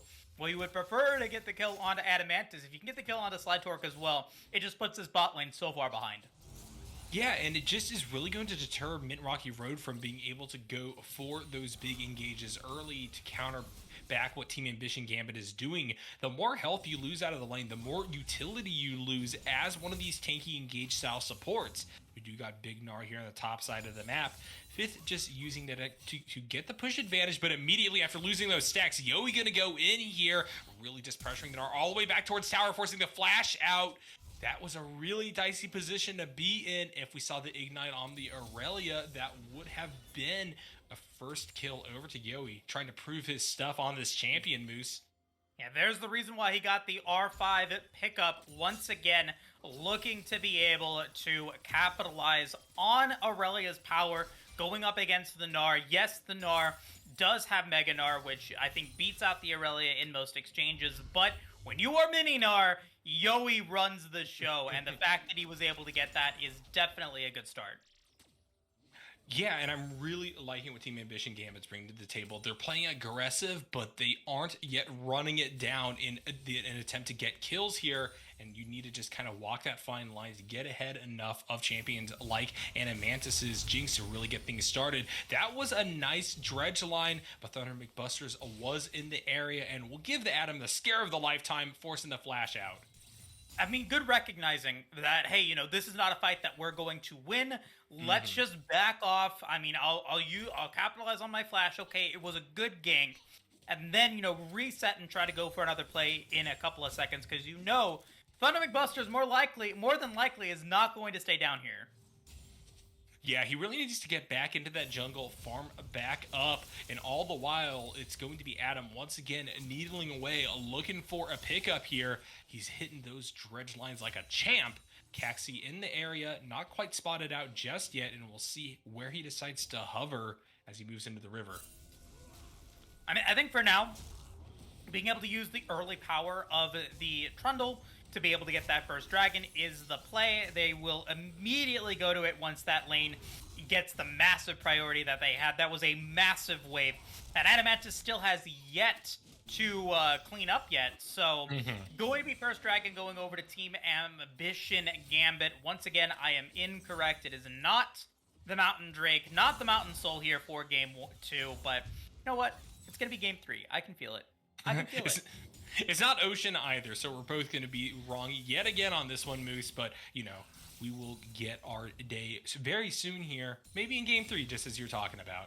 All right, across the map, we are seeing yet another lane gate get set up by Thunder McBusters here, just waiting in the wings, trying to find a way down onto Yowie. And, I mean, another one of these lane ganks from Thunder McBusters isn't the most effective. Like, I think you really want to get to level 6 to be able to get that Heartbreaker. That's when you can really initiate in onto these ganks. I think he's being a little bit overzealous here, saying, hey, you know, I have the power to make something happen, but unfortunately hasn't been able to capitalize on too much just yet. He got a flash out of Adam, but that really isn't the most effective use of your time. You want to get to level 6 quickly, and every time you go in for these lane ganks, it takes longer for you to set up, and it just gives you less time to be able to pick up the jungle camps and get that CS going. Yeah, and we did see Caxi show mid there a little bit, so it is going to be both junglers across the map trying to make plays, but Kanye really playing it quite well there in the mid lane, and knowing that Trundle's going to try to go for some pressure here, he's able to use that baby cage as a fantastic means of zoning away an approach from the members of Team Ambition Gambit. We yet again, though, see Thunder McBusters just rotating across the map. He is always on the prowl for those kills. Maybe to the detriment of Farm by just a little bit here. Viego really wants to hit that level 6, but all the while, they definitely are a presence to reckon with still. I mean, Caxi is not quite at a level advantage, but will be level 6 now. So has about a 75% level advantage at this point. He is going back bot side, which, he's not being able to get his Raptors and his Krugs to be able to keep the clears going. He's looking to be able to go for a play. Not the best macro, in my opinion, because you're not actually able to get the most value out of your time. But if you are able to get a play off this one, it will eventually work out. But you gotta make something happen now. And it does look like the play is now starting to initiate. They will see that it's going to be warded. So good vision denying the play from Team Ambition Gambit. Yeah, for sure. Yoey going to get knocked back towards the Tower of Fifth a little bit there as we see Big Gnar form up. But at the end of the day, Aurelia's got that maneuverability, will get right back out. That being said, Adam getting harassed bot side a little bit. We see the zap come down alongside Slytorch just bonking with the Q. Things are still remaining calm, though. Much less action than we saw in game number 1. It's just that early cheesy first blood so far that is going to lead to a kill here. And I mean, that's just because Team Ambition Gambit knows that that's not their win condition. They have 2 champions with here, and a Hex Drinker already online for carried by Jungler. They're looking to be able to get to the mid game, to be able to get those Tear of the Goddess items upgraded, and then that's when you can start to really see the power come through. Yeah, for sure. I really am liking the little bit of kind of, I guess, refinement that we're seeing in these games. Sure, we've been seeing some messy jungle pathing, but all the while, people are just not giving up kills. And at the end of the day, at the volume at which kills often come through in gold games, Moose, not giving up a bunch of them early on and not just kind of turbo scaling one of these champions, I think means that both teams are pretty happy with how things are playing out. I think that's also the playoff mentality as well, right? Like teams play, I think, more serious in playoff matches than they do in the regular season, because you've now spent 10 weeks of your time, 10 Fridays of your time playing this tournament. You don't want to falter now. Like, that would just not be good. You want to be able to make it to grand finals. You want to be able to have the chance to be the AGL champions. And so, one mistake could be the difference between winning a game and not. And that's the respect that we're seeing now. What the downside of that is, though, playing with too much respect just kind of loses you the game. There's a difference between playing with this respect and playing not to lose. You don't want to be playing not to lose. You want to always be playing to win.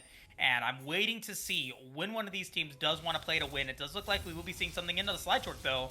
Yeah, that was a really solid engage down onto Slytorch. Solar Flare is going to be used, but this is a very angry Troll and Nautilus. Nice, I guess flash. also this one off. That's a great utilization of Everfrost to help slow down the roll of Team Ambition Gambit.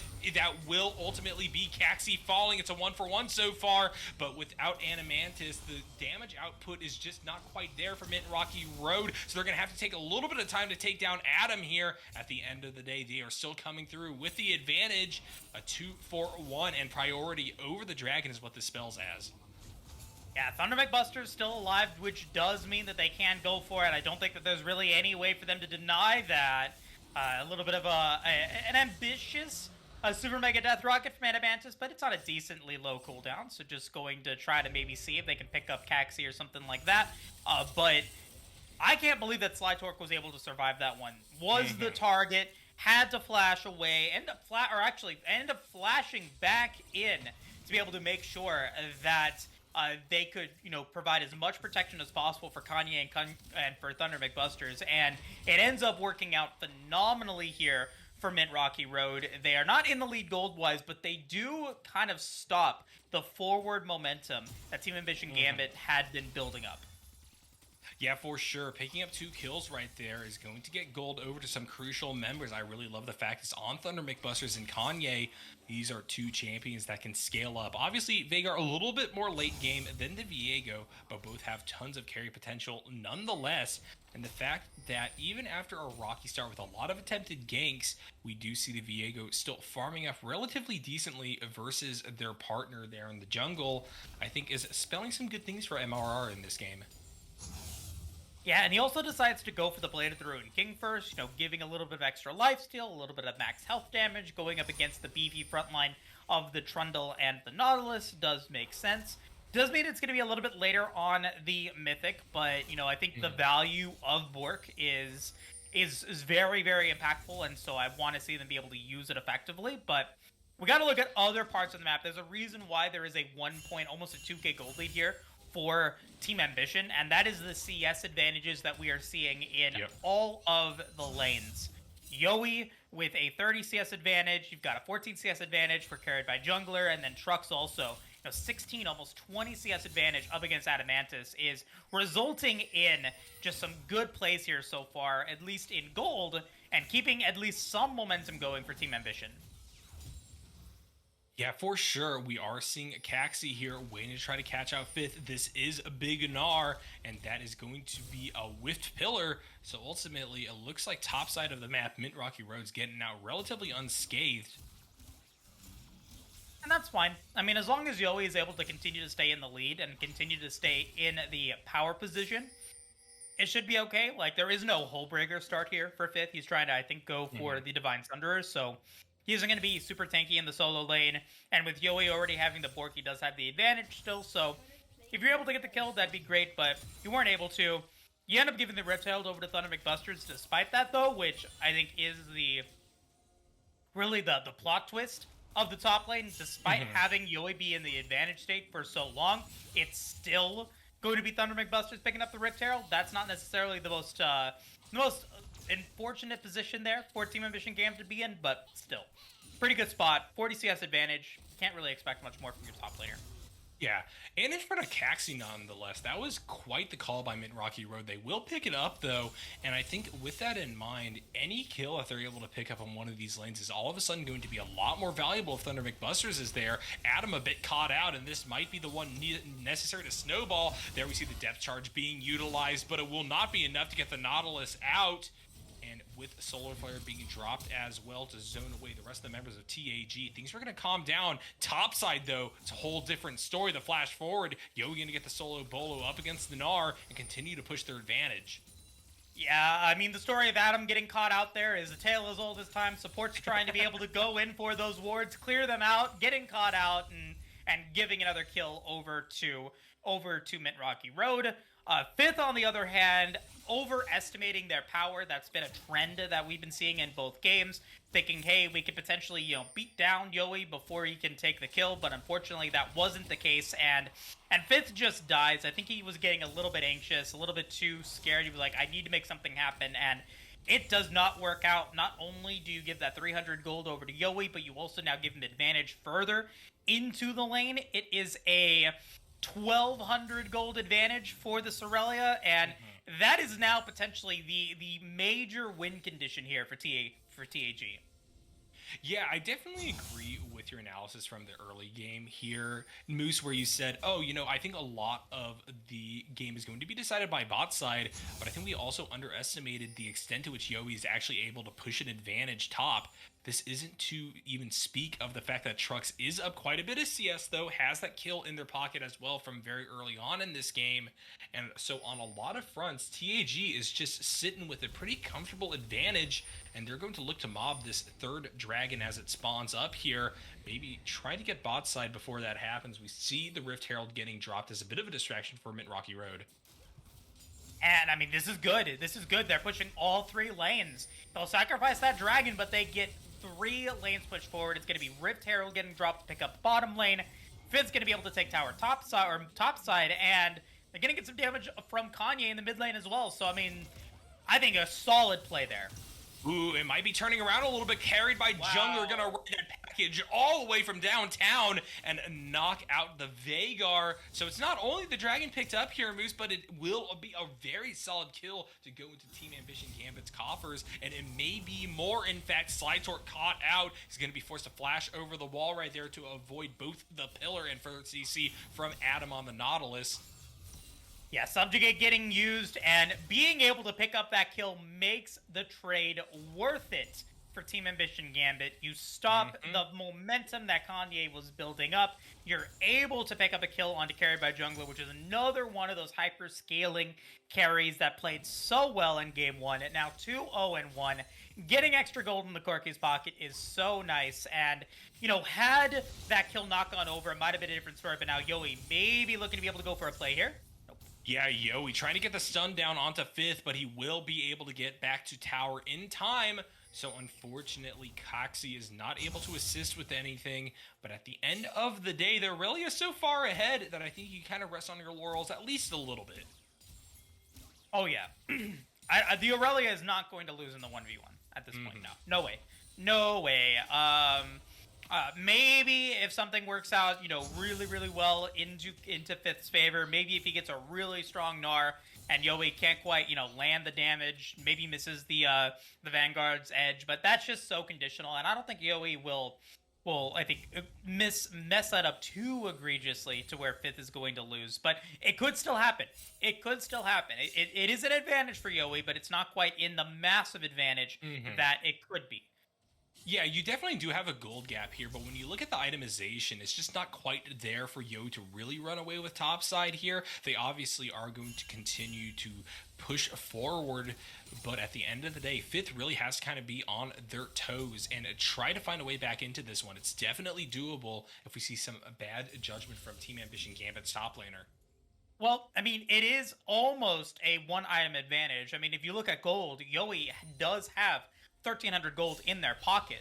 Like, he just hasn't come back. He just hasn't backed yet. Yeah, exactly. So, I mean, once he backs, it's a different story, but that's not happened yet. So, you can't actually use gold that's in your pocket. It doesn't actually do anything for you. And I'm waiting to see, you know, when Yoey decides to go back. It does look like it is going to be now. And what will the next item do in order to give him the advantage? Yeah, and this is a really solid time to back. We aren't going to be seeing a second Rift Herald here really kind of pressuring the Rift, but the fact that we will have the Baron Nashor coming up very quickly, I think, means that the clock of this game is now going to be dependent upon getting a really solid team fight and trying to move up to grab the big purple worm. That being said, Ping's coming through. They may try to go for a really late Herald, or maybe just try to go for the juicy Gnar topside of the map. We will see 5th get the tower, but at what cost? Teleport coming through. Veigar will be the area to help D-push. Slytorque waiting in the wings as well. Nice stun catching out the mid laner for Mint Rocky Road, but everything is kind of de-escalated once again. I mean, no, that was a really good, I think, micro trade here for Team Ambition Gambit. They force out a teleport from Kanye, they force out a flash from Animantis, and they force out the flash from 5th. So that is 3 summoner spells for 1. You can use that for this Hextech Drake that is spawning in a minute 10. And now, you know, that is the test for Team Ambition Gambit. The utilization of having these extra summoner spells should net them the soul point opportunity in the next minute, as long as they don't mess it up. But for now, being able to at least get those summoner spells is definitely at least a good trade for him. Yeah, and we saw Mint Rocky Road try to rush Shelly there in the last few seconds, but unfortunately they're not able to get the eye, and in turn they won't have a distraction to try to pull away Team Ambition Gambit from this third dragon, so they're just going to have to go mano-a-mano if they really want to try to pressure and respond here to this neutral objective spawning. It's going to be tough for sure, and a fight lost here could just be the beginning of a pretty insurmountable lead for the side of TAG. We also just saw Solar Flare getting used there. They were trying to catch out Adam as he took the Hex Gate around. Oh, no. He's getting caught out. TA Truck's going to be able to kill him with that last little bit of damage over the wall now. And so with the 4v5 at hand, I think Mint Rocky Road probably has to just get away from this one. Nice flash from Adam to get through not only Baby Cage, but also several more bits of damage being dropped down. And with everyone just firmly planted here in the river, it's going to be tough for MRR to walk up at all. So I think they're just going to try to go mid and get a push down. That wasn't even a fight that Mint Rocky Road should have gone with, because they didn't have summoner spells, because Solar Flare was already used, saying, okay, all of our initiation tools and all of our escape tools are now gone. No reason for us to try to go for this fight. Let's just go for a tower. Let's just try to get a trade. And while they do still get the tower, they could have gotten so much more out of that play had they, maybe made a better decision. And unfortunately, might cost them. Yeah, that being said, Adam a bit caught out. Caxi rotating into the area. I guess this is where the fight is going to be had. Solar Flare backup will be utilized. Caxi will get exhausted as well, but somehow able to pull out of this one. Yoey going in. There's the Vanguard's Edge. We'll be able to kill Kanye before going down in kind. Corki just looking to kite back and try to get damage down where he can. The Trundle will fall, and now Animantis is quite excited. Going to continue to run forward and drop down some of these rockets, and it's somehow going to be a 3-for-1 in favor of Mint Rocky Road. A lot of people are low, so I don't think you go for the Baron here, but that's how you answer back, and that's how you get back into this game. Well, Mint Rocky Road had the issue of going for a dragon fight that they knew they couldn't win. Team Ambition Gambit got way too greedy. They should have reset and gotten themselves back into an advantage, and it costs them dearly. They give a bunch of that gold back up over to Mint Rocky Road.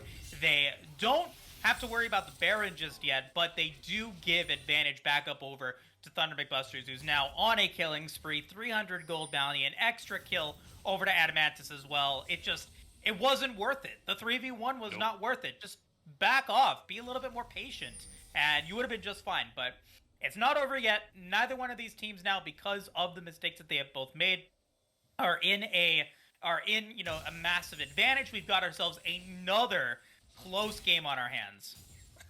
And I'm excited for this one, Moose. I think that the win conditions haven't really shifted, though. Carried by Jungler, still farming up a Storm here, is sticking at pretty high CS, and in turn is just going to look to try to push for the late game. And I think that at the same time, TAG have a little bit more smooth of a mid game by which to crest, given the fact that you have Trucks all nice and farmed up. They're at 2 kills, has the Eclipse, has the Manamune also built. And everything is just kind of coming together for both sides. On the other hand, that Viego going to be so scary in any fight. You really cannot afford to get picked off here. And that's the difference between Game 1 and Game 2. Yoey isn't, just a fleshy monster, or not a fleshy monster, but a fleshy, goon that can just get killed immediately. Yoey does now have some bite to his bark and can actually split push. He can go up against it in the side lanes. So they can actually go for this split push strategy and force Mint Rocky Road to play their game. And that is a much better advantage for them than they had in Game 1. This time, though, Fifth and Kanye both have teleports as well. They can contest, carried by Jungler and Yoey in the right conditions. So it isn't, a runaway split-pushing game here for Team Ambition Gambit, but it is a much better split-pushing game than what they had in Game 1. Yeah, one thing I want to look out for here is just translating pokes into a little bit more priority through taking down some of these towers. Still nothing taken by TAG yet. They are looking for some solid plays, though, wrapping around. Not able to grab anything right there, but it shows that they're trying to move as one and pressure as one, maybe just giving them that split pushing priority over to Yoey, just as you were talking about. We're about a minute and a half now before the next Drake spawns, and this will be an attempt at Soul. A clear win condition is on the hands of Team Ambition Gambit now, and I'm interested to see what Mint Rocky Road does. They kind of need to get some vision down botside river and go for the contest, I think. Team Ambition Gambit right now playing for the picks. Maybe a little bit too far, though. Yeah, Caxi gonna get stunned there right on the baby cage, and Kanye is going to be able to pick up that kill. And now we have Animantis wrapping around the far side. A lot of damage coming down thanks to carried by Jungler, Trucks, and company.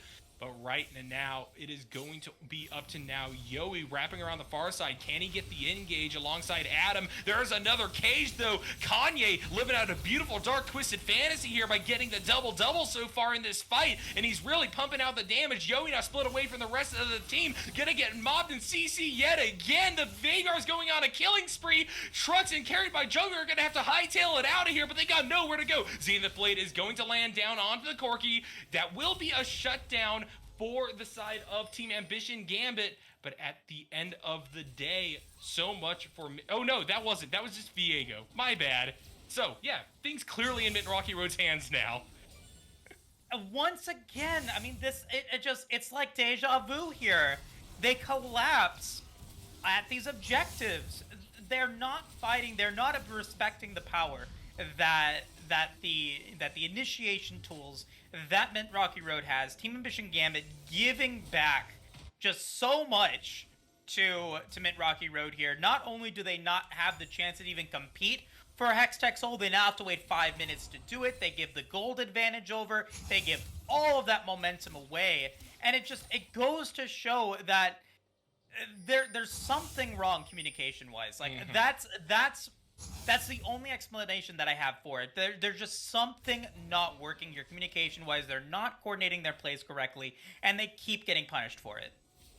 Ooh, this is a cheeky back here from Adam.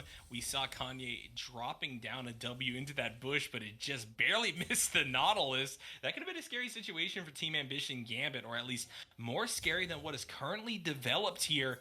Now you have Mint Rocky Road kind of flooding topside of the map, just looking for an opening to go for this Baron.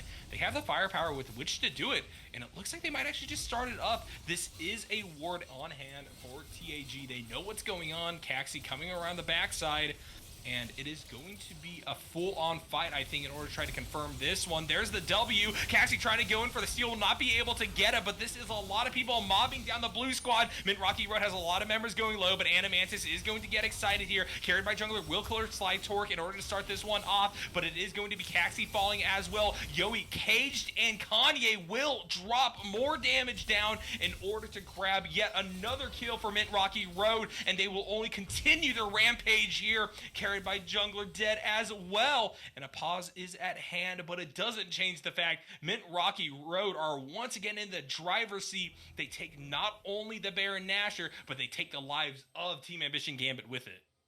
And Caxi flashing in, trying to be able to get the smite still. It was, a solid attempt, but it didn't work out. And that was a really solid move there from Mint Rocky Road, carried by Jungler.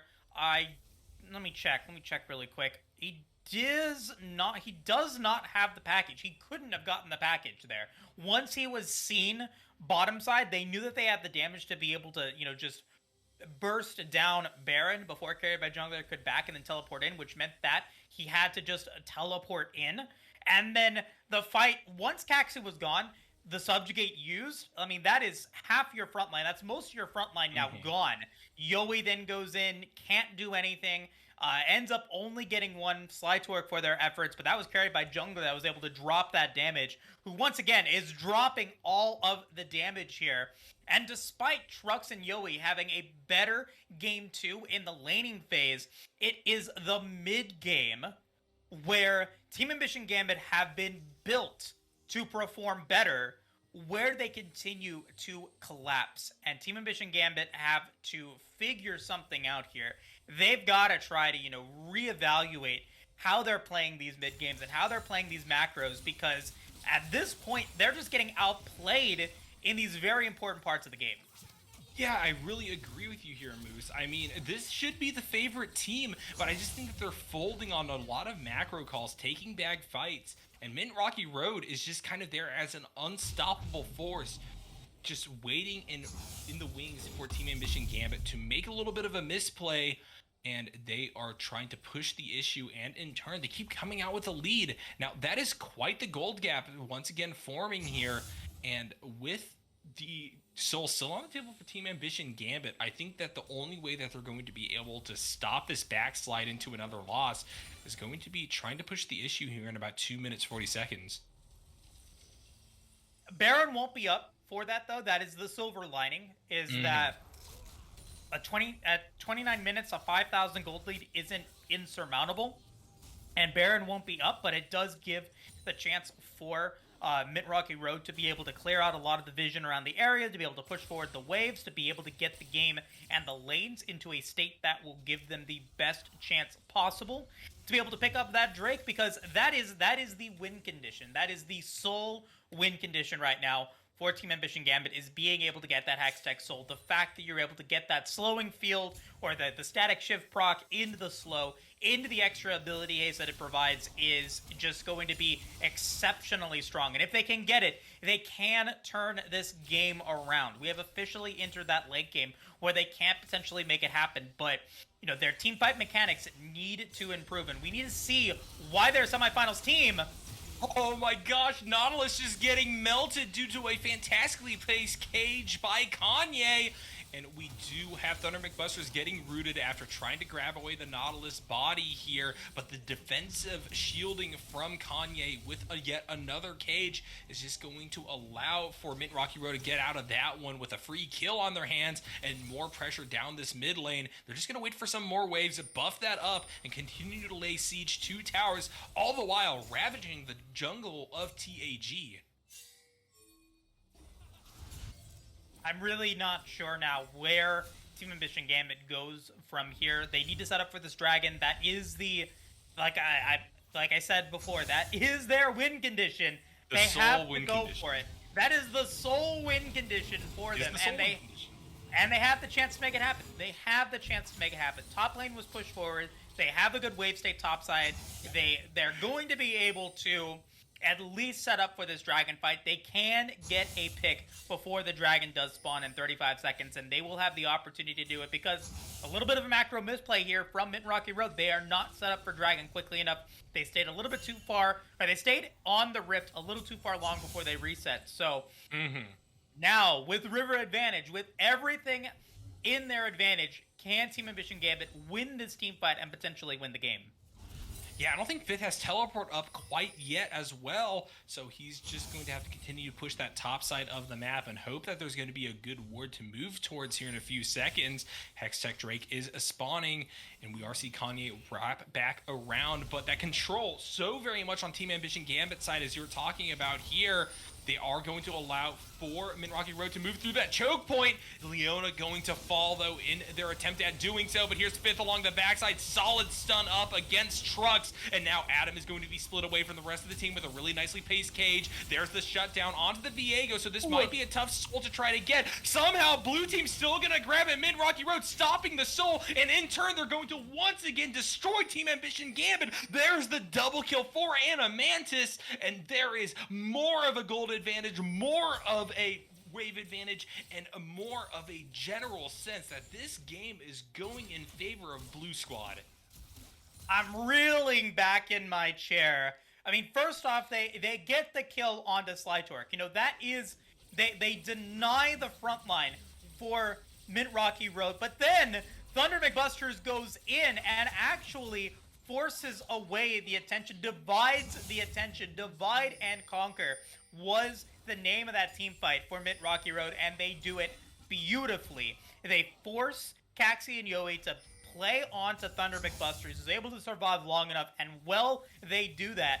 Kanye, Fifth, and Adamantis are able to be enough of a front line, enough of a force to be able to catch out Adam, catch out carry by jungler, and get the carries out of position. And even then, even though Caxi had Smite and had the chance to be able to take that dragon, it is Kanye that picks up the Drake, and that is cataclysmically disastrous here for Team Ambition Gambit.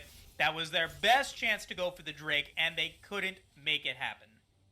Yeah, and now you're sitting at a 5,500 plus gold lead for Mint Rocky Road. Baron's coming back up, but now you're in this position where any team fight's just going to go in favor of Mint Rocky Road, including this one. Heartbreaker over the wall, going to get the shutdown down onto Varus. Thunder McBusters is now going to try to zone out and get another kill. Will not be able to grab it against Adam, who dredge lines away, but without yet another crucial player down. It's going to be tough road for Team Ambition Gambit. Oh my god!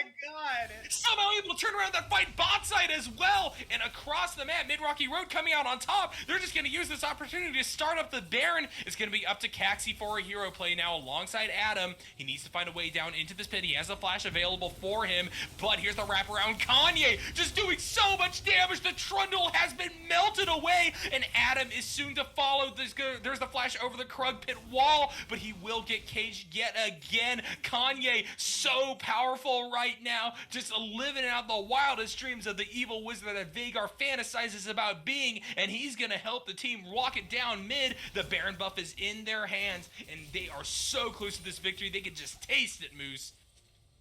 They're gonna win this one.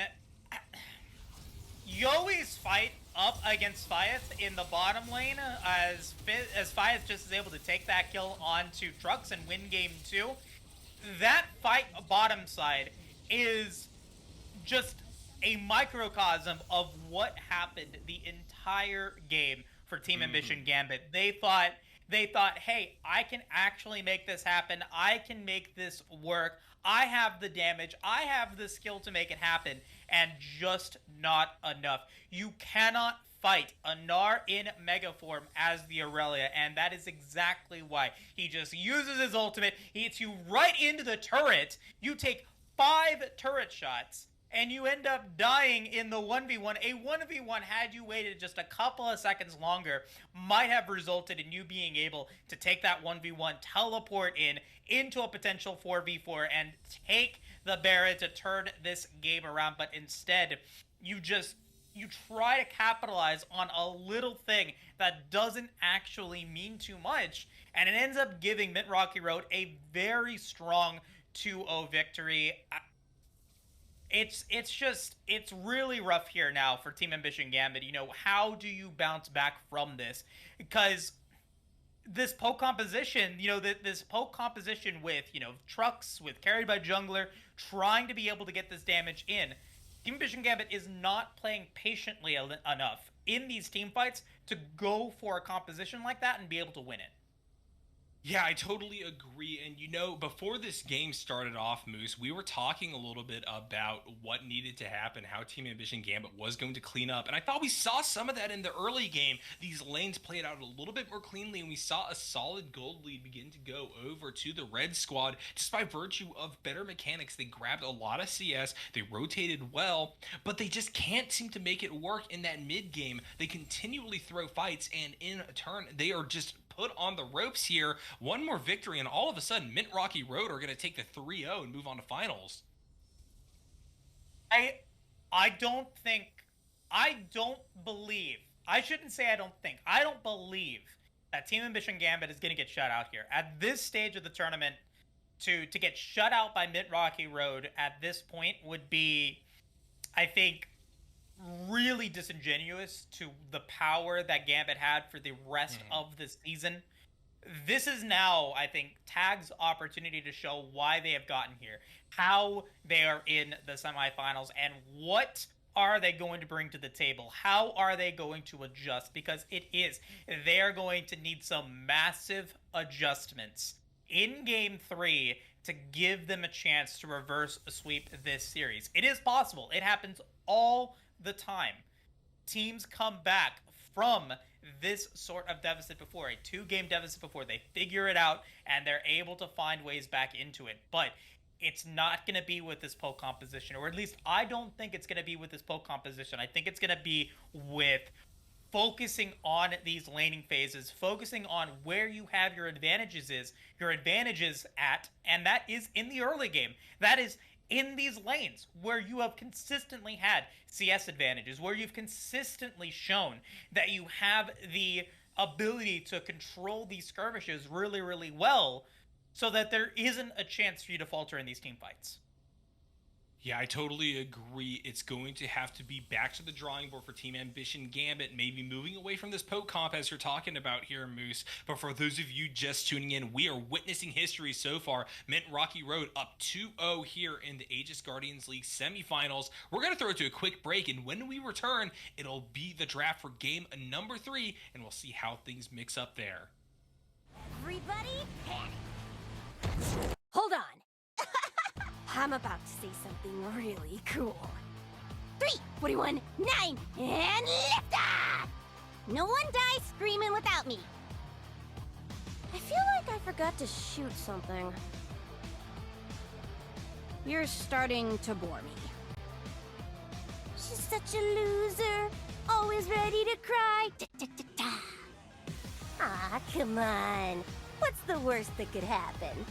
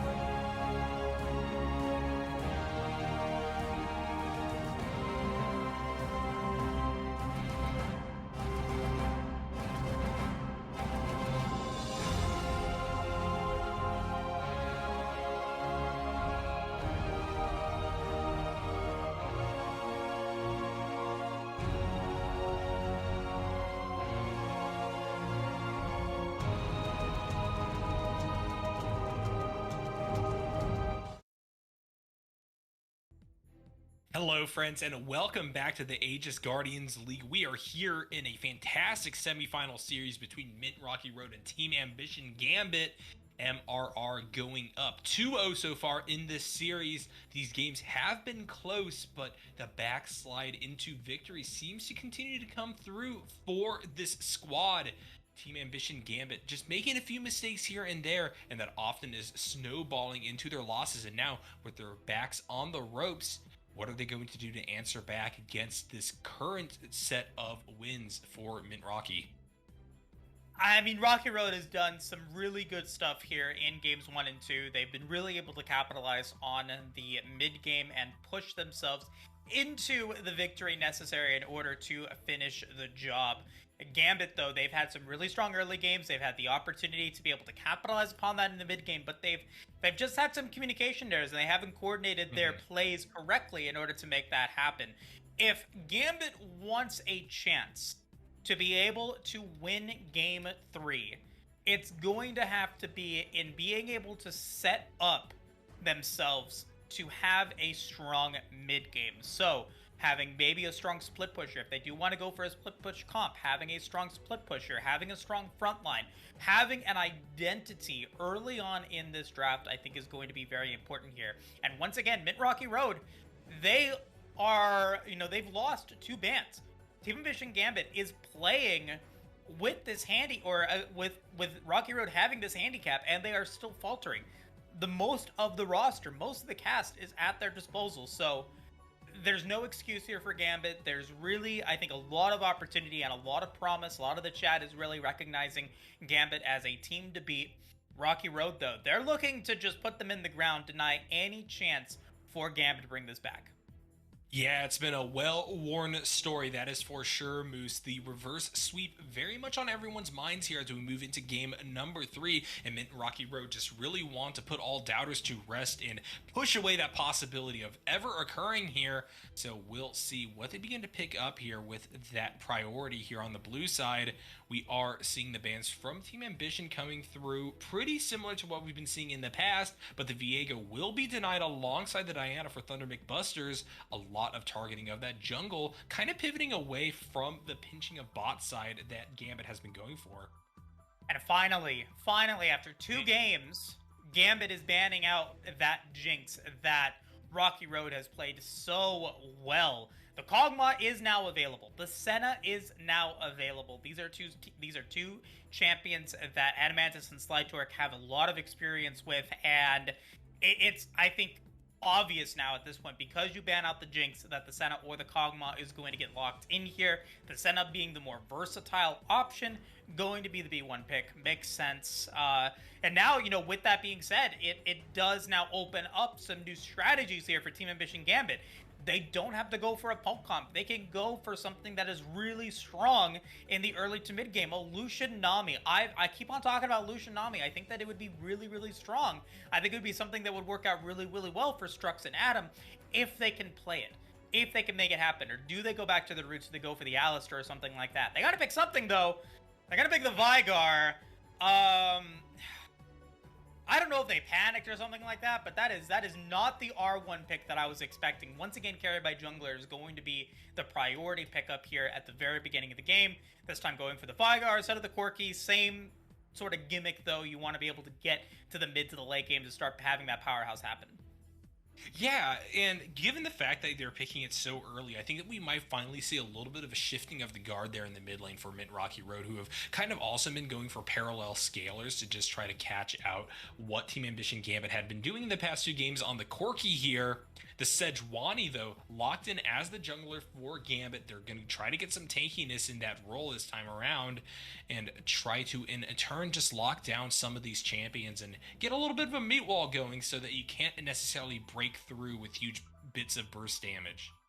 There was the Sejuani, there was the Alistar that Gambit used in their first series against Mint Rocky Road in the play-ins. That worked out really, really well. That was when they were able to defeat them 2-0. But the Senna Kog'Maw are going to get locked in. You've got artillery from the Kog'Maw. You've got healing and slowing from the Senna so that artillery does indeed land. So a strong composition, not a duo that you see too often in any realm of play. So, maybe trying to be able to use that to their advantage. But these are champions that they're not warmed up with. This is a different style of play here that Rocky Road is going to have to play in the bottom lane. They've now got the Trundle, though. The Trundle is going to be able to do pretty much what Thunder McBusters has done in the first 2 games, just in a different way, which is be able to go in for these early ganks, be able to be impactful, and get the camps cleared quickly, and use everything that they can. This is cool. Blitzcrank getting locked in. We already know there's going to be some level 1 early game shenanigans now coming afoot here for Tag. And not only the level 1 shenanigans, which we saw them actually do in a really nice manner in game number 2 here, but this is going to be a fantastic lane up against Kog'Maw Senna. It's just going to be so easy to pick off one of these squishy champions and burst them down. And so when they posture this aggressively, I'm interested to see what Tag goes for as their AD carry. Perhaps we could see something like that Lucian that you were talking about before, something that power spikes early. But this is something that Mint Rocky Road is going to have to play around. I would imagine that Animantis and Slytorque just have so much experience on their respective champions that this will be something that they have prepared for, at least think about. But it's going to be a tough one for sure. Tag posturing pretty aggressively here with that choice. Yeah. Riven getting banned out, trying to not allow for any sort of solo play coming in from Gambit. They don't want to let Riven get out of control, so a couple of top lane bans. They have, for the most part, only given 1 ban over to Fyeth, and it's been that Mordekaiser in the second round of bans. This time they're going to take away the Kled. Kled does provide some nice, hyper carry potential. Fyeth has done some good work here in this series, so maybe worried about what he can bring to the table, especially being able to get that extra movement speed that Trundle, Senna, and Kog'Maw all really, really appreciate in these fights, to be able to initiate them, deny any play, and once again, that's been the tagline here this series. Once again, Misfortune's going to get taken away from Team Ambition Gambit, not going to be given over here to Trucks, and I mean, for every game so far for Team Ambition Gambit, it has been mid lane jungle support. They've waited for their top side, they've waited for their ADC, and really, it's been carried by Jungler, who's been the carry. He should be the one, in my opinion at least, because of his performance, he should be the one getting the counter pick, but I digress. Ashe is going to get locked in. Ashe Blitzcrank, very strong. Earlier game than expected, or than in the past, for Team Ambition Gambit this series. Going to be a nice adaptation, what we're looking for here in Game 3. Yeah, I really like this lane. I think that Kog'Maw Senna is just going to get heavily pushed back, and it's going to be very difficult for them to really contest for even a scrap of priority their bot side of the map. That being said, really liking this Zilean lock-in is going to be another reorientation for Mint Rocky Road. Probably going to the hands of Kanye here. I guess we could see a pivot of Senna to another lane, or even Kog'Maw to another lane, but most likely getting that supportive mid laner going, just giving another lease on life for champions like Kog'Maw Senna, I think is going to really lead to a fantastic late game for the blue squad. Okay. Fyeth, throwing down the gauntlet here against Yowie, saying, hey, if you want to go another carry top laner on guard, Fiora coming through, one of the best duelists in the game. Gangplank is available, Wukong is available, but it is the Gangplank that is going to get locked in. So it is going to be a battle of the top lane once again. And now Rocky Road is putting their faith into Fyeth's hands. Fyeth has performed well in games 1 and 2. He was able to get that outplay at the end of game 2 against the Aurelia while he was playing the Gnar, and now he has the opportunity to potentially, 1v9 this game as the Fiora. Do not give this Fiora any sort of advantage. It is so scary, a fed Fiora, what they can bring to the table, and especially with the assistance of the Zilean, that Chrono Shift to be able to stay in fights longer than expected is going to be a really scary combo that Rocky Road has. They just don't have a lot of frontline. They've got the Trundle, and that's about it. If the Trundle gets killed, if the Trundle can't survive, then Gambit will have a strong advantage being able to get to a very, very squishy backline. Yeah, I totally agree with that. You know, we talked a lot about mixing things up here, Moose, and this definitely is the mix-up for both sides. A big reorientation of not only game plans, but who the focus is going to be on. I think that fight in the last game, you know, took kind of a backseat up until that explosive play against the Aurelia right there at the end. And this time around, we're going to be seeing Kanye actually trying to make sure that the bot lane in the form of Animantis and Slide Torque are the ones that are popping off. Yeah, and it's gonna be a fun one. And like, this game is really now in Gambit's hand. Is can they perform well in the early game? Can they get this Blitzcrank Ashe, the Trux Adam duo off to a good start? You have all the chances to make it happen. Senna needs time to get online. The Trundle maybe is going to be able to be effective with ganks, but Blitzcrank should be able to keep the Ashe alive, especially because Ashe also has CC, can just drop the volley, slow the Trundle so that they can't get in range of going in for the bite. And then, you know, if Sejuani is there, that's a 3v3 that Gambit can win. That is a skirmish that Team Ambition Gambit can win, and that is where they have performed best in this series. It has been in the skirmishes, not in these team fights. Do not rely on a team fight to be effective for Gambit, because so far they have not worked. This is a test now on their skirmishing prowess. This is a test on their snowballing potential to be able to make sure that this Gangplank and Vigar can get ahead. So if I like the way the Gambit has drafted, because it is very much a we're either going to win as a team or lose by a team mentality. Everybody has a role. Everybody has the potential to be the high impact carry, whether through stuns or through damage or through burst or through slows. Every single one of them has a chance to be super impactful here in this game. And if they can't make it happen as a team, they're not going to win as a team. And they will end up losing to Rocky Road in an 0-3, which I would say me coming into this series would be definitely unexpected.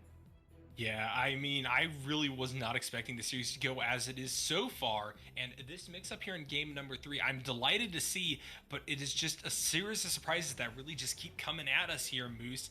And you know, there is kind of a beautiful artistic notion to what Team Ambition Gambit is going for here, going for that live as a team, die as a team mentality when your back is against the wall and you have to win this game. There's no more romantic way to go about it here, so I'm really excited to see what they bring to the table, and I'm also really hyped to see what they go for early on in this game. I want to see First Blood go over to the Blitzcrank composition. The question is, will Mint Rocky Road just open 5-point? Will they try to go for a counter invade on the other side of the map? There's a lot of options here, and there's a lot of volatility to be had because of that fact. And Adam is going to be the one for it. You know, the early game is going to be played on the power of that rocket grab, and how can Adamantis and Slide Torque, you know, battle off against it? Can they avoid the rocket grab, give themselves an opportunity to ramp up and get online? Super interested to see if he can make it happen. Also, you know, these junglers, I'm a jungle main, so I do like to see the junglers, you know, play really effectively here. And both Caxi and Thundermic Busters have the chance to make it happen for their team. Both have some early game potential. Thundermic Busters a little bit more than Caxi does, but once level 6 happens with that Glacial Prison, the opportunity to really, you know, get those stuns in. If you can stun Kanye out of being able to drop his Chrono Shift, you win the team fight. So if you can do that, you know, Adamantis, Slide Torque, they're not going to be able to survive here. So super, super fun game. You guys do not want to miss it. I'm really, really pumped to see how it plays out.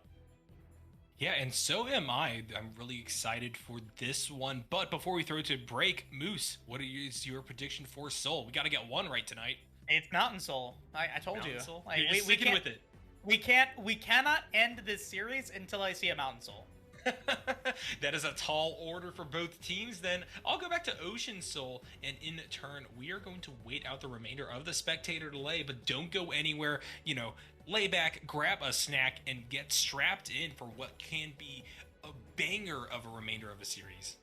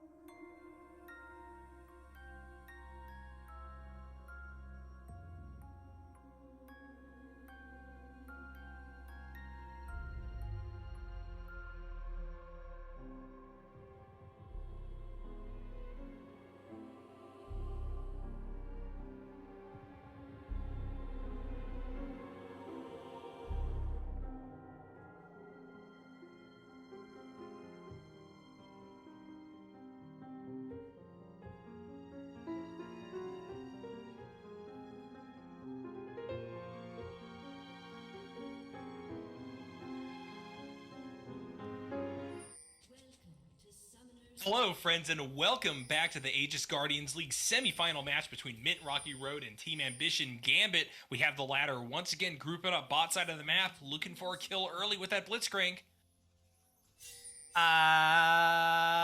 Blitz and Crank, thank you very much, Niarco. It is the best Blitzcrank skin, obviously. Yeah, it truly is. I just got to get up to date on the names of these skins. Blitz and Crank is actually so cute. I did not know that's what it was called. Yep. But no, nice warding there from Mint Rocky Road. You know, they get in, they get out, they find out where Team Ambition Gambit is. They then know that they can go in for warding on the other side of the rift, which they do. And they get everything that they want. They deny the level 1, which is, you know, what you would expect. Yowie is going to get caught out, though. Yeah, this is a really solid start. Now Yowie in a bit of trouble. Might have to burn away their summoner spells. There's the flash being utilized, and they will have to back. They're in a bit of an awkward spot. This may also cost them their teleport, depending on how that lane plays out. Oh, if he teleports here, that's going to be so rough. Mm-hmm. No way that he teleports here, right? Like, I mean, you lose out on... Oh my goodness, no! That's so disastrous. You lose both summoner spells not even before the first wave. It's not a good start for Yowie. Fayeth, I think, getting everything that he wanted and a bag of chips on top of that. So nicely done. Great play. Yeah, fantastic response to the foreknowledge that they had about Adam on this Blitz and Crank, you know, going to that top side, and in fact, getting that summoner spell advantage so early on spells great things for Mint Rocky Road here. This is how they want to begin things. That being said, this mid lane is something I really want to watch out for here, Moose. Obviously, carried by jungler is not going to be all that pressured by a Zilean mid, and they have very different goals as champions. So it's going to be quite interesting whether or not we will see junglers try to go for something there in that lane. Adam going to whiff a rocket grab and just pull a minion towards them. All the while, we got Caxi on a little bit of an invade. And now maybe looking to go in for a play here. This is going to be a 2v3. Adamantis and Slider going in for the heal. Flash forward from Adam. He doesn't have rocket grab up. He's not going to be able to try to find one. Goes into Senna, though, and all of a sudden Slytorque is in quite a bit of trouble. First blood over to the support of Team Ambition Gambit. Really well played there. Maybe a little bit rough. You're bouncing on the razor's edge and kind of relying on the rocket grab. But hey, if you can hit it, you get the kill. Yeah, almost got away with it there. Adamantis and Slytorque having to use all the summoner spells to make it happen, but not quite going to be the play that Mint Rocky Road was trying to go for. They do end up losing a lot out of that play, and now we're looking to be able to maybe find something here topside. Oh no!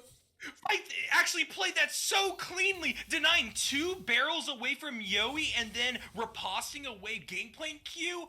That was just a masterclass in how to play that matchup, and all of a sudden things are going completely in favor of MRR top side of the map. Without teleport, you're just going to be able to push the issue even further, get a nice free back for yourself, and really return to lane with the advantage. That being said, Kanye in a bit of trouble here, is barely going to be able to sidestep outside of that baby cage, and in turn he will be able to make it back to tower, but he is sitting at relatively low health. All the while, Fayeth is actually going to get met by Coxie topside of the map, but look at the damage this Fiora is able to cause. I think they're just going to have to sit back for the time being, relax, and grab these waves as they push towards tower. All the while, Fiora just grabbing a ton of pressure away from TAG. Yeah, Gambit is in a precarious spot, because now you've got a Fiora that has a pickaxe, is going to be in a pretty good spot in the top lane, looking to be able to continue to keep that going. Adamantis, though, going to get hit by the grab. Yeah, there's the Hex Flash forward. Adam getting the knockup into Adamantis, but it's not enough to deter this attempted gank by Thunder McBusters. Adam in a bit of trouble. He doesn't have Flash up, and that will be Kog'Maw claiming a kill. Nothing brought up in return to TAG, so currently the score stands at 2-1 in favor of Blue Squad. Hesitating on retreating there from Adam cost him his life. He could have just immediately gone back. It looked like that was the play. They knew that they actually didn't want to go for it. Trux and Adam just saying, hey, we got the grab, yes, but we don't want to actually go in for that, and we're going to back off. But they hesitate, and it ends up resulting in Thunder McBusters being able to drop the damage, drop the pillar, and pick up the kill, as well as the dragon. Fiat, though. Yeah, Fife continuing to pressure Yowie topside of the map, playing so aggressively, and he has the confidence with which to do so. He's denying so many of these barrels, playing right at the edge of the ranges of this game playing here, and in turn, a look at that CS gap that has developed. I mean, that's why first, or not a first blood, but the first kill topside, having to use teleport is so impactful. You just run the top lane right now, and it was a 2-level advantage at one point. You know, Fife had not only did he have the 2-level advantage, but also a 20 CS advantage. Picks up the Sheen now to just add on to the pressure, and should still be somewhat in control of this lane. There's the Hex flash forward once again. Adam, though, not deterred by his recent death. He will whiff the rocket grab, but still get the knockup down on the slide torque. All the while, Animantis is going to turn onto trucks, though, and do a heck of amount of damage to them. They are fighting in the wave, though, so things will peel back to about neutral there in that lane. I mean, that's the power of the Berserker's Greaves, right? You get the mobility to be able to move around. You end up dropping exhaust as well if you're trucks, as well as the flash, just because of the extra range that Adamantis has and the mobility that he's been able to get because he has those early tier 2 boots. That's a big buy early on in the game, just so much power that it's able to bring to the table. And he's also playing probably the best Kog'Maw skin. The Bima skin is just, you know, it's absolutely beautiful. I mean, I don't know about the chroma, though. He looks more like a Hornet than a bee. But you know what? It's still pretty cool. It's still pretty nice to see. And at the moment, everything is going well for Rocky Road. They've got everything that they need to do. They've got so much power. Kanye even getting a blue buff from Thunder McBusters pre-level 6. Like, you're happy with what's going on right now if you're MRR. Yeah, and while Caxi is getting some solid invades in, look at that CS bot side.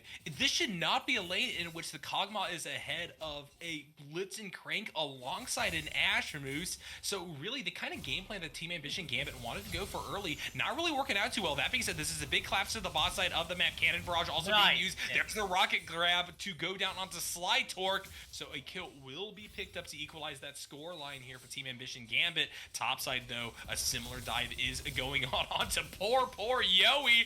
Here we see Fife going forward, and it will be Gangplank dying. Oh, that last shot! It's going to force the Chrono Shift out of Kanye, but still, at the end of the day, that is not a revenge kill for Yowie. That is not gold going over to that champion, and that Gangplank desperately needs some of that right now. He's going to have to use teleport once again, or otherwise he's going to lose some CS for the tower, which it looks like he is willing to do. He doesn't want... losing teleport and then dying at this point would just seal top lane's fate. Because at this point, he knows that he's being targeted as the weak side of this game. Like, yes, he is the Gangplank, but he is the weak side member of this squad. He is the one that is not performing well. And so Mint Rocky Road is the one that's saying, hey, we're going to capitalize on the fact that you are just perpetually without summoner spells. You are the one that's going to be in trouble. Animantis going to walk up. Caxi, though, just going to go right back down on a Slide Torque who just got hit by an Enchanted Crystal Arrow. And the hook's still going to land for Adam. Somehow Slide Torque still on the run, though, in their ghost form, able to wrap across and trying to get the kill down on the trucks in time. Adam will go down, and so it's still going to be 2 kills over to Mid Rocky Road, turning around what should have been a super advantageous play for the red team. That's so heartbreaking. And that's because there wasn't any like, I guess, AoE effect that Gambit had to be able to get it. The only AoE effect that you have is when you get to level 6 for Adam and you've got the static charge to be able to, a static field to be able to, you know, go for that AoE burst, a little bit of damage, and then trucks with the volley. But when you're in that form, if you can't be seen, you can't be targeted, and you can't be killed. And you're able to net a 2-for-1 play because of it. It's such a heartbreaker for Team Ambition Gambit because they just continue to get outplayed. And this time it feels like they're getting outplayed in the laning phase, which arguably has been their most impactful or the most, I guess, advantageous point of the game in the first two. No, I totally agree here. This game all coming up for MRR so far. That being said, we might get another fight started off yet again. I don't think this is going to turn around in favor of TAG, though, as we see the split already happening. TAG solo, gonna get rooted. Slytorque will pick that one up. We have Caxi in the river to help catch back out Thunder McBusters and Kanye, but these two champions are already so scary, Moose, and they're just going to be able to reestablish domination over this river and start up the Cloud Drake. On top of that, you also have Chrono Shift as well. Like Kanye could be fine here. He could actually play this out. Yeah, he's gonna flash over the wall, still has that ultimate up. There's the stun in turn. He will have to drop the Chrono Shift here, given the fact that he got caged. I think he's just going to act as a distraction for the time being. If he stays alive long enough, here's the wrap back around from Animantis and company. Thunder McBuster is going to walk forward here. He has the pillar in his inventory to try to use. Will get the knockdown carried by Jungler, but it's gonna be on the far side right there. So the fight will end, and that will be a positive kill for Mint Rocky Road. But they have lost 2 dragons now, and that gold gap is only going to continue to widen. Yeah, Gambit gets a kill. That's, I mean, you take what you can get here, because you don't really have too much else to go for. Yoi gonna get pushed out. Oh my gosh. Faith is so strong. That being said, a lot of damage traded back in kind. He doesn't have the riposte up. There's the cannon barrage. Fight waiting. Gonna drop that ult. No! He's gonna pick that up, and he gets out alive from the tower. How is this happening? No! Oh my god, I saw it immediately. Alright, this is Predator Vega area. There's no way he gets out of this one alive, Moose. The stun comes through, the knock-up as well, and finally, Fight will be put in his place, but poor Yoi going 0-3 so far in laning phase. And he doesn't even get to capitalize on it. He doesn't even get a turret played out of it.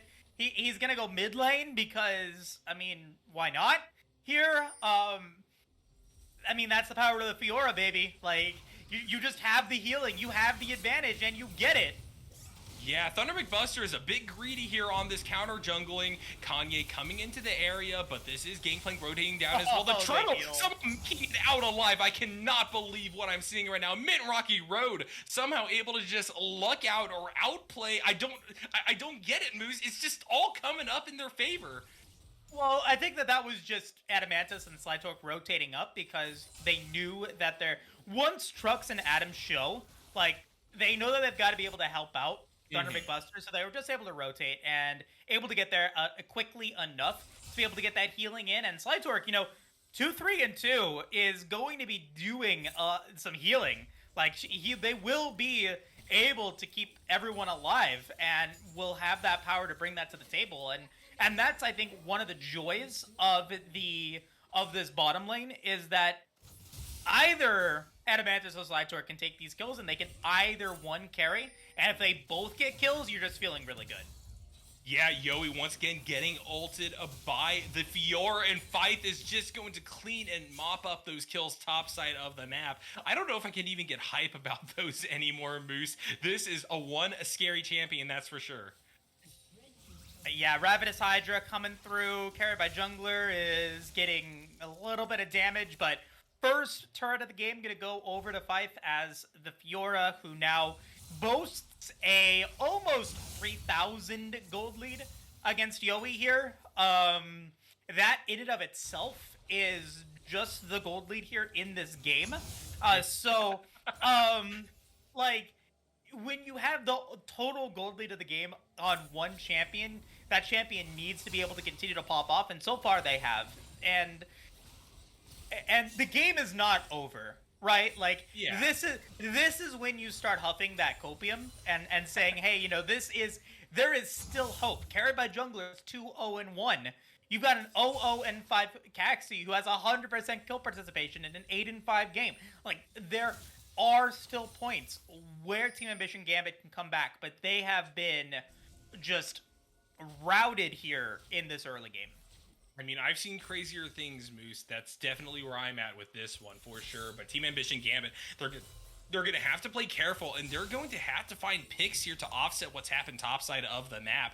We haven't seen a lot of solid pressure, I think, from Sejuani here, but it's not even enough to fully shut down this duo of Slytorque and Animantis, who really are getting a nice lane to just farm up in. The pressure just hasn't really been there from Adam and Trucks to the degree which I'd be happy.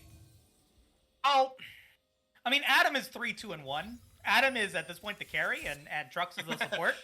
And unfortunately, you can't really carry with a brand of this mirror and a Kindle Gem. You actually have no damage. So, so that's, I think, where the hesitation is, because there's not really too much that Gambit can do with those 3 kills right now. I mean, once he does get his Shurelias, maybe it's a different story, but for now, not there yet. Yeah, and we see a bunch of members of Mint Rocky Road just move up here into the river. They really want to continue to stack these dragons on cooldown, basically. We got about 5 seconds before the next one spawns. Yoi, meanwhile, just heavily harassed here under tower. The ultimate, the grand challenge was procced there by Fife, but I think this one he's going to have to sit out on. This is a solid control. Oh no, Kanye, you walked up too far, buddy. There's a chrono shift being used, so he still has a chance of staying alive here, able to maneuver outside of the stun radius of that baby cage. So therefore, Veigar's going to have to drop the ultimate in order to get the victory here. Here comes Thunder McBusters, though they see that this carry is super low and they want in on it. That was a really solid spacing of the cage, though, in order to prevent anyone from falling further on Team Ambition Gambit side. Adam, so low alongside carried by Jungler. Adam almost died there. He went in for the rocket grab. It didn't land. Had Adamantis got hit by that rocket grab, that would have resulted in his death and maybe even the death by carried by Jungler as well. You are thanking your lucky stars that carried by Jungler is once again performing well. Like this 3rd game in a row, doing everything he possibly can to keep his team afloat, has a pretty substantial gold lead for himself, but it's Fife and this Fiora that is unstoppable in the 1v1. No one will beat this Fiora at this point. Like, she's just way too dang powerful. And so, gonna be able to just continue to get free farm, wait to see maybe if something can happen here, as Hexflash doesn't even work out, unfortunately. But you take what you can get, you do what you can, and you hope that carry by Jungler will be able to carry you into the late game. Yeah, and Fife just gonna walk forward at a Blitzcrank, which, you know, as a support, I never really see that. It's definitely a foreign feeling to me to watch go down, but it is really demonstrating the power that Fife has in his pocket right now. We haven't even seen him group. He's just continuously on that split, drawing pressure away from the rest of the team, and in turn, allowing for Kanye, Animantis, and Slyfork to really coast easily into this mid-game. Yeah, no, I thank you, Piclay Gap, letting me know. Yeah, that the Rift Herald did get 2 charges as well in that bottom lane. Like, that was an unchaperoned Shelly being able to get the and one along with the headbutt. Ooh. So that's quite impressive there for Rocky Road, or I guess fortuitous for them, because now that 600 gold or that 800 gold that you're able to get is now potentially on the way. Adam, though, in trouble. Yeah, rocket grab coming out here, but it is going to be responded immediately back by a really nice pillar here. There's a flash forward. Slyfork trying to find something, will not be able to get enough pressure or damage down to stop Adam from escaping back towards their own tower here. But this is a really solid push. A unified front for sure by Mint Rocky Road here. They're just going to lay siege all the while. We have Team Ambition Gambit only being able to send Yoi up to stop the Fiora push. You do what you can there. A little bit aggressive from Slytorque, saying, you know, I am in the lead, so I'm going to try to make something happen. I'm going to try to, you know, make that play. But I don't know if you're at that point yet. Like, that could have been punished, and it can still be punished because you don't have flash for another 5 minutes, and you didn't get anything for it. Those egregious plays are how you will lose this game. Playing overconfident. What does Master Yi say? It's overconfidence is a flimsy shield, or it's Zenyatta from Overwatch. Regardless, overconfidence will not work. Yeah, Thunder McBusters being pretty confident in himself, though. Carried by Jungler, gonna get knocked out here with the helps of some grenades and some chomps from Thunder McBustards. And now Caxi sent on the run all the way back towards their tier 2. So many people on TAG are low, so they just have to give up priority yet again. And we are seeing a setup around Baron of all things at 20 minutes, Moose. I mean, why not? Five's gonna go for it. Yeah, there's the flash over the wall. Caxi still on the run. Ultimate is procced on them. It is fading away, though. They try to wrap back around and are going to get punished. Fife picks that one up all the while. The rest of Mint Rocky Road are going to happily accept this big purple warm buff. Adam on the far side, maybe looking for a hopeful hook, but it is not going to matter. That is 3 dragons, the Rift Heralds, and a Baron Nashor, all claimed by Mint Rocky Road at 20 minutes. We are reaching a pretty pivotal point in this game. If Team Ambition Gambit cannot find a way back into this one within, I don't know, the next 3 minutes or so, while Baron is up, like, they need to play with Baron up in order to keep their chances alive. Hextech Soul is potentially on the line as well for Rocky Road here, and if they're able to get Hextech Soul paired with the Baron, that just might be enough for them to be able to take this game.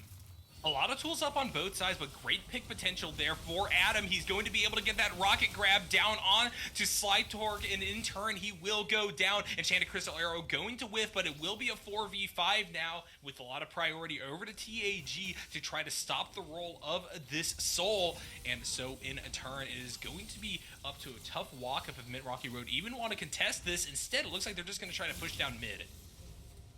Yep, they'll take the dragon there for Gambit. That is good. Able to get something going with it, but they still have the Baroned up minions on 4 champions, and Fife is going to continue to move forward into the top lane to be able to get those Baroned up minions over to the inhibitor tower. That's another 600 gold in this Fiora's pocket for 1-1, and another tower going down in the mid lane. So far, 2 towers going down, along with a little bit more power here with Baron still up for another minute 15. It does give him the opportunity to reset and go for one final push before the buff expires. And I think that prediction is to go towards bottom side, have Fife go bottom side, and then maybe try to go for an inhibitor in the mid lane with the rest of your squad.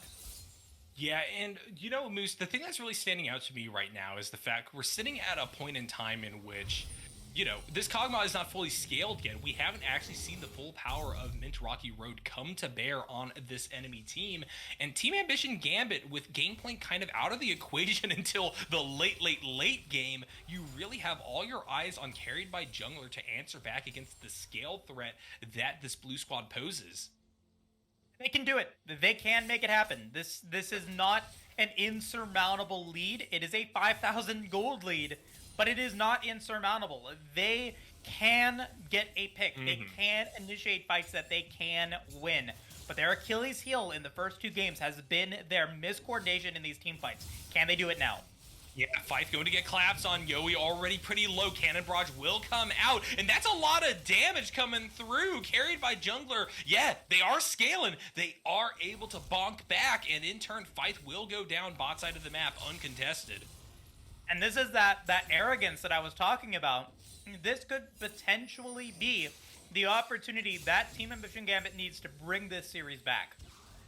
Yeah, this is quite the siege topside that they're setting up for, though. Adam having to move through this choke point in order to try to get a pick off. It looks like the entirety of TAG is going to have to just wrap back around to their inhibitor turret. Thunder McBuster is going to run forward here, get the chomp down. There's the volley from Ash, and that's a big stun from Carried by Jungler here. There's the Senna ultimate being used, but the shutdown will ultimately be had by TA Trucks, and the rest of Mint Rocky Road having to walk back towards their side of the map. For once, it looks like TAG have gotten some breathing room and some space by which to play the game. And it's not over yet. They got Predator. Okay, now it's over. The root lands. You can't actually continue here. You do end up falling, but all the while, Yowie was able to pick up a tower. And even if Yowie falls here, it's fine. You're able to get some gold. Like, don't even flash. Okay, flash. If you're able to survive, then you can survive. But you're able to get a tower. You deny the push. Baron is now gone. And now you're able to get a push in for yourself. This gold lead has shrunken down to 2K. And this is that, again, you know, you cannot be arrogant when you're in the lead. And right now, well, I don't know if it's arrogance that's causing this or just the inability to close. This is still a chance for TA Gambit to win this game. You cannot count them out yet. No, definitely. Slytorque, though, top side of the map, somehow just dodging everything coming their way. Enchanted Crystal Arrow being used alongside Rocket Grab. The Senna will get out. Will have to lose their flash in order to do so, though. And things are just going to reset up. Everyone will try to push out their lanes and meet back for quite the jamboree bot side of the map in about a minute when the next dragon comes through. Gosh, I have not heard that word in a minute. Jamboree? I've been to a jamboree before. I was in the Boy Scouts when I was younger. I've gone to jamborees. I know them. They're quite fun. A lot of singing, a lot of campfire songs, a lot of campfire stories, all that fun stuff. But we're not there yet. We are not looking for a campfire story. The stories are being written at this point, and the comeback is real for Team Ambition Gambit. They have gotten past the awkward early phase that they put on themselves, and they have the chance to be able to bring this back. And will they be able to do so? 37 seconds until Dragon spawns. They can deny the Hextech Soul for another 5 minutes and keep their chances of this game alive. Yeah, I really would like to see Mint Rocky Road just try to get priority over River a bit quicker here, but we're seeing the same thing happen again. It is going to be first mover advantage for Team Ambition Gambit, and now you have to look at to enter onto a very scary team. Trying to walk through a choke point against the likes of Carried by Jungler or Adam is terrifying, but Fight, quite the split push topside of the map here. Only Yowie to stop it right now, and this may be the distraction that MRR needs. There is the massive amount of damage that this Fiora is able to do. Will whip the flash, but it's still just going to hit the inhibitor and grab the Gangplank up all the while. Carried by Jungler on the flank here. Nice Everfrost down on it to Animantis, who's just trying to go into 1v1. Vigor will follow all the while. Trux is trying to kite this one out. Will be able to get the no, Trundle it's in over. time, but there's the Chrono shift back. Caxi is going to be sent on the run all the while. Fiora knocking down these Nexus towers, and all of a sudden, we see Mint Rocky Road lead through with a 3-0 victory. The underdogs will rise and bring it to the finals of the AGL. And it was, I don't want to say dominant because I feel like that's a little bit too aggressive of a word, but it was a confident 3-0 victory for Rocky Road. Second game in a row, though, where Yowie, trying to go for some heroics, can't actually beat out Fife and ends up giving away any chance of a comeback there for Team Ambition Gambit. Like, that game could have gone TA Gambit's way. He knew he had to go back. He knew they had to be able to stop Fife from moving forward. But I think at that point, like, the inhibitor was gone.